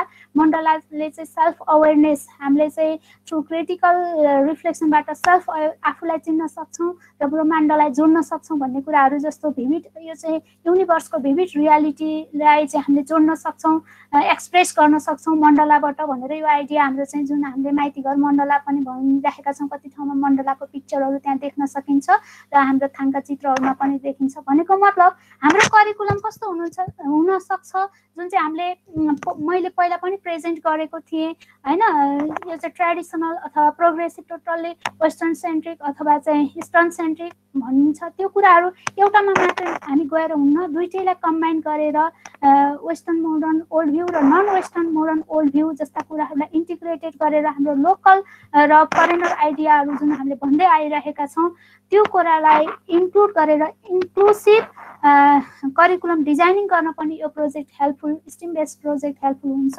त्यसै गरी अर्को छ इम्प्लिकेसन प्रोसेसमा चाहिँ pedagogy as for public good. हामीले चाहिँ पब्लिक गुडको लार्जर मासलाई एड्रेस गर्नका लागि हामीले चाहिँ स्टिम बेस्ड प्रोजेक्ट अथवा STEAM based teaching learning pedagogy प्रयोग गऱ्यौँ भने हामीले ट्रान्सफर्मिङमा लान सक्छौँ, ट्रान्सफर्मेसनमा लान सक्छौँ।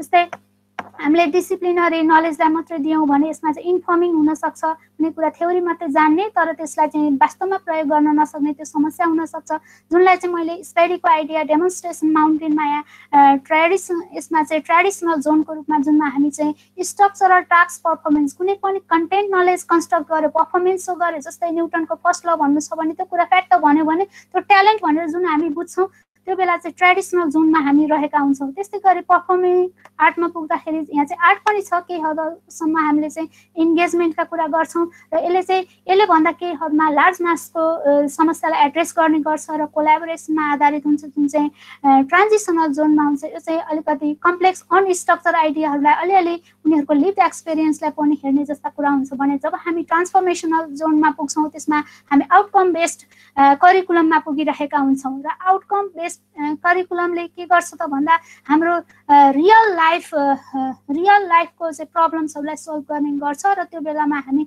लाइफ रोल पर्फर्मिङ गरिरहेका हुन्छौँ र कम्प्लेक्स किसिमका समस्याहरू समाधान गर्नका लागि यसरी हामीले प्रोजेक्ट डिजाइन गरेर जान सक्छौँ। यसमा चाहिँ क्रिटिकल रिफ्लेक्सन गर्ने जस्ता कुरा र सक्सेस फर अल बेस्ड फिलोसफीमा यो आधारित हुने हुनाले चाहिँ हामीले मल्टिपल फ्युचर क्रिएट गर्नका लागि यस्तो पेडागोजीमा भविष्यमा हामी जान सक्छौँ त भन्ने कुरा यो प्रोजेक्टले चाहिँ एउटा क्वेसनिङ गरेको छ। त्यस्तै गरी अर्को छ एसेसमेन्ट एज अ लर्निङ। हामीले लर्निङ प्रोसेसबाट चाहिँ बच्चाहरूको एसेसमेन्ट गर्नुपर्छ, न कि एउटा टिपिकल अथवा हाइली स्ट्रक्चर्स समेटिभ इभ्यालुएसन सिस्टम मात्रै चाहिँ उनीहरूको गुड मेजरमेन्ट होइन भन्ने जस्ता कुरा पनि हामीले यहाँबाट सिक्न सक्छौँ। लर्नर्सको डेभलपमेन्टल एस्पेक्ट्स भनेको हामीले क्रिटिकली अब्जर्भ गर्दै केही कुराहरू प्रेजेन्ट गर्न लगाउँदै पनि हामीले एसेस गर्न सक्छौँ भन्ने जस्ता कुराहरू यो प्रोजेक्टबाट हामीले चाहिँ लिन सक्छौँ। त्यस्तै गरी रेफरेन्सको रूपमा यी आइडियाहरू छन् र थ्याङ्क यू। यति भने सर अलिकति टाइम लेट भयो कि sorry. Thank you for listening all participants. Thank you very much Pratima ma'am, wonderful and wonderful presentation. हजुरले राम्रो प्रेजेन्टेसन गर्नुभयो, तपाईलाई धेरै धेरै धन्यवाद। वास्तवमै भन्ने हो भने हामी चाहिँ नि खाली ठुला ठुला कुराहरू गर्छौँ हैन। मैले त यति पढे उति पढे, म त साह्रै जान्ने टिचर, म त साह्रै जान्ने लर्नर, म जस्तो खतरा कोही छैन भन्ने हाम्रो जुन मानसिकता छ त्यो मानसिकतालाई वास्तवमा एउटा सिम्पल एउटा एक्जाम्पल जुन सोप मेकिङ मार्फतबाट विद्यार्थीहरूलाई चाहिँ नि साना साना आइडियाजहरूलाई पनि कसरी यसरी लिङ्क गरेर चाहिँ नि विद्यार्थीहरुमा सिकाइ गराउन सकिन्छ भन्ने कुरा प्रतिमा म्यामले एकदमै राम्रो तरिकाले प्रस्तुति दिनुभयो। अब किनभने हाम्रो समय अलिकति गइसकेको हुनाले यदि केही क्वेशनहरु छ भने म केही क्वेशनहरु लिन चाहन्छु। त्यसपछि म प्रोफेसर डाक्टर बालचन्द्र लुइटेल सरलाई चाहिँ नि यो आजको वेबिनार क्लोज गरिदिनु हुनलाई अनुरोध गर्दछु। र यसका साथै म एउटा कुरा हजुरलाई जानकारी दिन चाहन्छु। हाम्रो यसरी नै यो प्रत्येक शनिबार यही समयमा यस्तै अरु 3 जना प्रेजेन्टरहरु आउनु हुनेछ र यसरी नै हाम्रो यो वेबिनार सिरिज चलिरहनेछ। हजुरहरुको प्रेजेन्सको लागि हामी अपेक्षा राख्दछौं र हजुरहरु आउनुभयो त्यसको लागि धेरै धेरै धन्यवाद। र यो वेबिनारको बारेमा हजुरहरुले पनि आफ्नो कम्युनिटीमा आफ्नो सर्कलमा स्प्रेड गरिदिनु होला, भनिदिनु होला। धन्यवाद। Thank you. Any question? म यहाँ च्याट बक्समा हेर्दा त्यति क्वेशनहरु पाइएन, त्यही भएर हजुरहरु कसैलाई पर्सनली कुनै जिज्ञासाहरु छ भने हजुरहरुले राख्न सक्नुहुन्छ, बोल्न सक्नुहुन्छ। एउटा रहेछ नारायण सापकोटा सरले raised STEAM is more over integrated learning. It may be quite comfortable in preschool and primary class. How to localize in secondary level? Okay, your question. Pratima ji, you might respond to this question. हजुर sir, thank you sir. यो चाहिँ STEM education एकदमै integrated learning हो जुन चाहिँ अहिले हाम्रो गभर्नमेन्टले primary लेभलमा चाहिँ यो 1 देखि 3 कक्षासम्म कन्डक्ट गरिराखेको पनि छ र यो क्रमशः मलाई लाग्छ माथिल्लो कक्षामा पनि जाँदैछ र 6 कक्षाको अहिले करिकुलम डिजाइनिङ हुँदा पनि यस्तै कन्सेप्ट म्यापिङ आइडियाहरू त्यस्तै हाम्रो लोकल कुराहरूलाई चाहिँ कसरी एड्रेस गर्ने भन्ने जस्ता आइडियाहरू अहिले पाइलट टेस्टिङको रूपमा अहिले त अब इम्प्लिमेन्टै भयो होला अघिल्लो वर्ष त्यो कुरा आइराखेको थियो जुन हामीले चाहिँ डिपली स्टडी पनि गरेका थियौँ र अब यो बिस्तारै चाहिँ हाम्रो प्री स्कुल त्यस्तै गरी अब हाम्रो चाहिँ सेकेन्डरी क्लासेसहरूमा पनि ल्याउन सकिन्छ जस्तै सोप मेकिङको आइडियाहरू पनि कुनै कन्टेन्ट हुनसक्छ स्कुल लेभलमा पहिला थियो पनि र यसरी इन्टिग्रेटेड गर्दै कन्टेक्चुअल्स जस्तै हामीले फनहरू यस्ता आइडियाहरू पढाइराखेका छौँ प्रेसरका कुराहरू पढाइराखेका छौँ भने कुनै प्र्याक्टिकलले हामीले चाहिँ लोकल्ली एभाइलेबल मेटेरियल्सहरूलाई ल्याउँदै त्योसँग के जोड्न सकिन्छ त भनेर एकचोटि चाहिँ भनौँ न म्याथमेटिक्स टिचरहरूसँग त्यस्तै सोसल स्टडी पनि हुनसक्छ यो स्ट्रिम भन्दा typically science mathematics engineering arts मात्रै यो मात्रै होइन अरू टिचरहरूसँग पनि कन्सर्न राखेर चाहिँ हामीले कुनै क्लासहरूलाई चाहिँ इन्टिग्रेटेड लर्निङ बेस सबै टिचरहरूले पालो गरेर सबै आइडियालाई इन्टिग्रेट गरेर जस्तै अहिलेको मेरो प्रोजेक्ट थियो नि त्यसमा चाहिँ हामीले प्रॉफिट लसका कुराहरू म्याथमेटिक्स टिचरले त्यही क्लासमा पढाउँदै हुनुहुन्छ भने त्यो कुरालाई चाहिँ उहाँहरूसँग कोल्याबोरेट गरेर सबैले चाहिँ टिम टिचिङ जस्तो एस्पेक्ट ल्याउन सकिन्छ कि हुन त अब टाइम बाउन्ड्रीहरू पनि केही छन् स्कुल लेभलमा र त्यस कारणले हाम्रो करिकुलममा पनि केही समस्याहरू अवश्य पनि छ र हामीले चाह्यौँ भने 1-2वटा प्रोजेक्ट एउटा ट्रायलको रूपमा गर्न सक्छौँ र त्यसको इफिसियन्सीको आधारमा अप प्रोजेक्टहरू डिजाइन गरेर इम्प्लिमेन्ट गर्न सकिन्छ कि जस्तो लाग्छ सर यति भन्नु सर मैले thank you very much any other question एउटा पोइन्ट मैले जोड्न खोजेको चाहिँ के भने it can be applied in various ways at secondary level मा चाहिँ के हुन सक्छ भन्दाखेरि अब दुईटा भनौं न it can be a range of के भन्छ भने एउटा रेन्ज अब दुईजना टिचरको बीचमा बसेर कुराकानी गर्नदेखि लिएर होल स्कुल अप्रोचमा जान सकिन्छ यसमा सब्जेक्टै पुरै मार्नु पर्छ भन्ने छैन but different subject teachers can come together and they can plan for this kind of projects and activities. Some might focus more on science, more on mathematics, but still they maintain the connection with other skills, other subject related skills as well. Yes. Sir म मुखले केही question हुँदैन एउटा सानो यो यही कन्सर्नमा एउटा राख्नु है सर 2 मिनेट जति हजुर वास्तवमा जुन म्यामले देखाउनु भयो यो चाहिँ हाम्रो 10 क्लासको अहिले करिकुलममै छ सर 10 क्लासको भनौँ न material use in daily life भन्ने केमिस्ट्रीको एउटा लेसनै छ नि अनि त्यस पछाडि त हामीले उहाँले इन्टरप्रिनर लर्निङका कुराहरू गर्नुभयो प्रॉफिट एन्ड लसका कुराहरू गर्नुभयो आर्टका कुराहरू धेरै कनेक्सन गरेर जस्तो एकाउन्टकै कुराहरू पनि कति कुराहरू सिकाउन सकिन्छ हैन त्यो इन्कर्पोरेट गर्न सकिन्छ अनि अर्को कुरो चाहिँ अब जस्तो म्यामको प्रेजेन्टेसन चाहिँ एकदम राम्रो लाग्यो यसमा चाहिँ एउटा इन्भाइरोमेन्टल एस्पेक्टबाट पनि त सोप र डिटर्जेन्टका कुराहरू हामी त्यहाँ कम्पेयर कन्ट्रास्टहरू गरिरहेका छौँ हैन एउटा स्ट्रिमको एउटा कन्सर्न भने त इन्भाइरोमेन्टको सस्टेनेबिलिटी पनि हो नि त नेचरको सस्टेनेबिलिटी पनि हो नि त्यो कारण यी कुरालाई पनि जोड्न सकिन्छ जस्तो लाग्छ अब सोपको okay yes sure thank you okay thank you हो नि वास्तवमा हामीले हरेक एस्पेक्टहरुबाट हामीले कनेक्सनहरु हेर्न सकिन्छ विवेक सर तपाईलाई धेरै धेरै धन्यवाद Vivek KC is also a scholar from STEM 1 year MEd in STEM education from Kathmandu University. He has given his idea. Thank you very much. अब यहाँ म हेर्दैछु transdisciplinary and integrated approach can be applied in secondary and higher education as well. Pushpa Kumari Sunar. I think there is no any question others. Only putting your ideas here in the chat.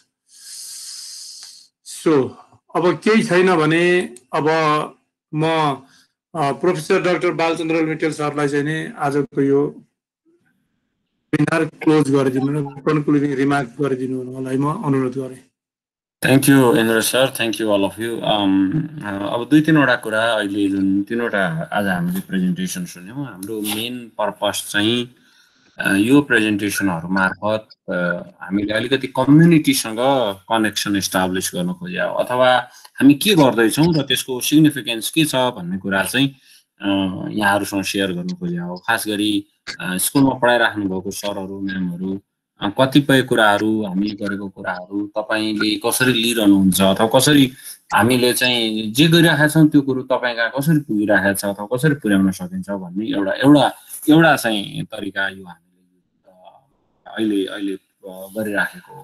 र यसमा खास गरी हामीले अब regular रूपमा हामी कक्षामा जाने पढाउने ब्ल्याकबोर्डमा हिसाब गर्ने अथवा ब्ल्याकबोर्डमा साइन्स गर्ने अथवा आर्ट गर्ने कक्षा कोठामा गर्ने त्यो त छँदैछ, त्यो त नर्मल कुरा भइसक्यो। तर त्योभन्दा पनि हामीले के चाहिँ इनोभेटिभ कामहरू गर्न सक्छौँ, हाम्रा साथीहरूले के चाहिँ सक्सेसफुल्ली गर्न सक्ने एउटा सम्भावना देखाउनु भएको छ, त्यसलाई चाहिँ अब धेरैभन्दा धेरै कक्षा कोठाहरूमा पुर्याउन कसरी सकिन्छ त भनेर हामीले यसलाई यो प्रक्रियालाई अघि बढाएका हौं। अब यही क्रममा आजको जुन प्रस्तुतिहरू भए ती प्रस्तुतिहरूले पक्कै पनि सामान्य कुराहरू, सोप मेकिङ ठुलो कुरा होइन, करिकुलममा छ, तर त्यो करिकुलममै भइराखेका कुराहरूलाई पनि अझ हामी क्रिएटिभली गर्न सक्छौँ। मैले त के भन्ने गरेको छु भने साइन्ससँगै इन्टिग्रेट भएको छैन, म्याथसँगै इन्टिग्रेट भएको छैन, हरेक विषय चाहिँ एकदमै डिस्क्रिट कन्सेप्टको रूपमा पढाइन्छ। त्यसले गर्दाखेरि त्यसलाई कसरी कनेक्ट गर्ने, रियल वर्ल्डसँग कसरी कनेक्ट गर्ने, त्यही पनि स्टिम आउन सक्छ। त्यसलाई अलिकति बढी अलिक ठुलो दायराबाट त्यसलाई सोच्ने, त्यसलाई चाहिँ अरू विषयवस्तुहरूसँग कमसे कम हुन सक्छ त्यो फ्र्यागमेन्टेड हिसाबले पढाउँदै पनि अरू विषयसँग कनेक्सन इस्टाब्लिस गर्दै जाने कुराकानीले बच्चाहरूको सिकाइलाई चाहिँ अझ मद्दत पुग्छ। किनभने हाम्रो मेजर गोल भनेको कोर्स सक्नु भन्दा पनि बच्चाको सिकाइलाई चाहिँ म्याक्सिमाइज गर्नु हो। लर्निङ म्याक्सिमाइज भयो भने त्यो चिरस्थायी हुन्छ, होइन हामीले किताबलाई जाँचलाई फोकस गर्यौं भने त्यो निश्चित समयका लागि मात्रै हुन्छ। त्यसैले यही हिसाबले हामीले हाम्रो जुन थिङ्किङ छ, एजुकेसनल थिङ्किङ छ, department of STEM education Kathmandu युनिभर्सिटीको, त्यो एजुकेसनल थिङ्किङलाई पनि यहाँहरूको बिचमा राख्न हामीले खोजेका हौं। यही क्रममा नेक्स्ट विक हामी चाहिँ अलिकति एउटा विशेष प्रेजेन्टेसन गर्न खोज्दैछौँ। इन्द्र सरले सायद त्यो अनाउन्स गर्नुहुन्छ। अहिले मैले यहाँहरू सबैलाई धन्यवाद दिँदै मेरो भनाइलाई यही अन्त गर्छु। धेरै धेरै धन्यवाद। वास्तवमै भन्ने हो भने हाम्रो काठमाडौँ युनिभर्सिटी स्कुल अफ एजुकेसनले अघि बाल सरले भन्नुभएको कुरा मलाई एउटा एकदमै त्यो टच गर्यो। वास्तवमा हामी के गर्दैछौँ भन्ने कुरा पनि कम्युनिटीसम्म पुगेन भने पनि वास्तवमा त्यो स्टिमको उद्देश्य पुरा हुँदैन रहेछ। जस्तो स्कुलले कति तपाईँहरूले गराइराख्नु भएको हुन्छ, त्यो कम्युनिटीमा पुग्यो कि पुगेन भन्ने कुराहरू पनि वास्तवमा क्वेसन मार्क छ क्या। Is it actually limited to the school and the classroom or not? That is also the question there. त्यही भएर वास्तवमा हामी के गर्दैछौँ त्यो कुराहरू पनि कम्युनिटीमा पुगोस् भन्ने पनि यसको ठुलो उद्देश्य हो। अनि त्यसका साथै के भन्दाखेरि हजुरहरूले पनि वास्तवमा कति कुराहरू गरिरहेको रहेछ, but why didn't I do भन्ने कुरा पनि एउटा रियलाइजेसन हुन्छ तपाईँ हामीमा, होइन? त्यही कारणले पनि हामीले यो गरेको। हजुरलाई धेरै धेरै धन्यवाद।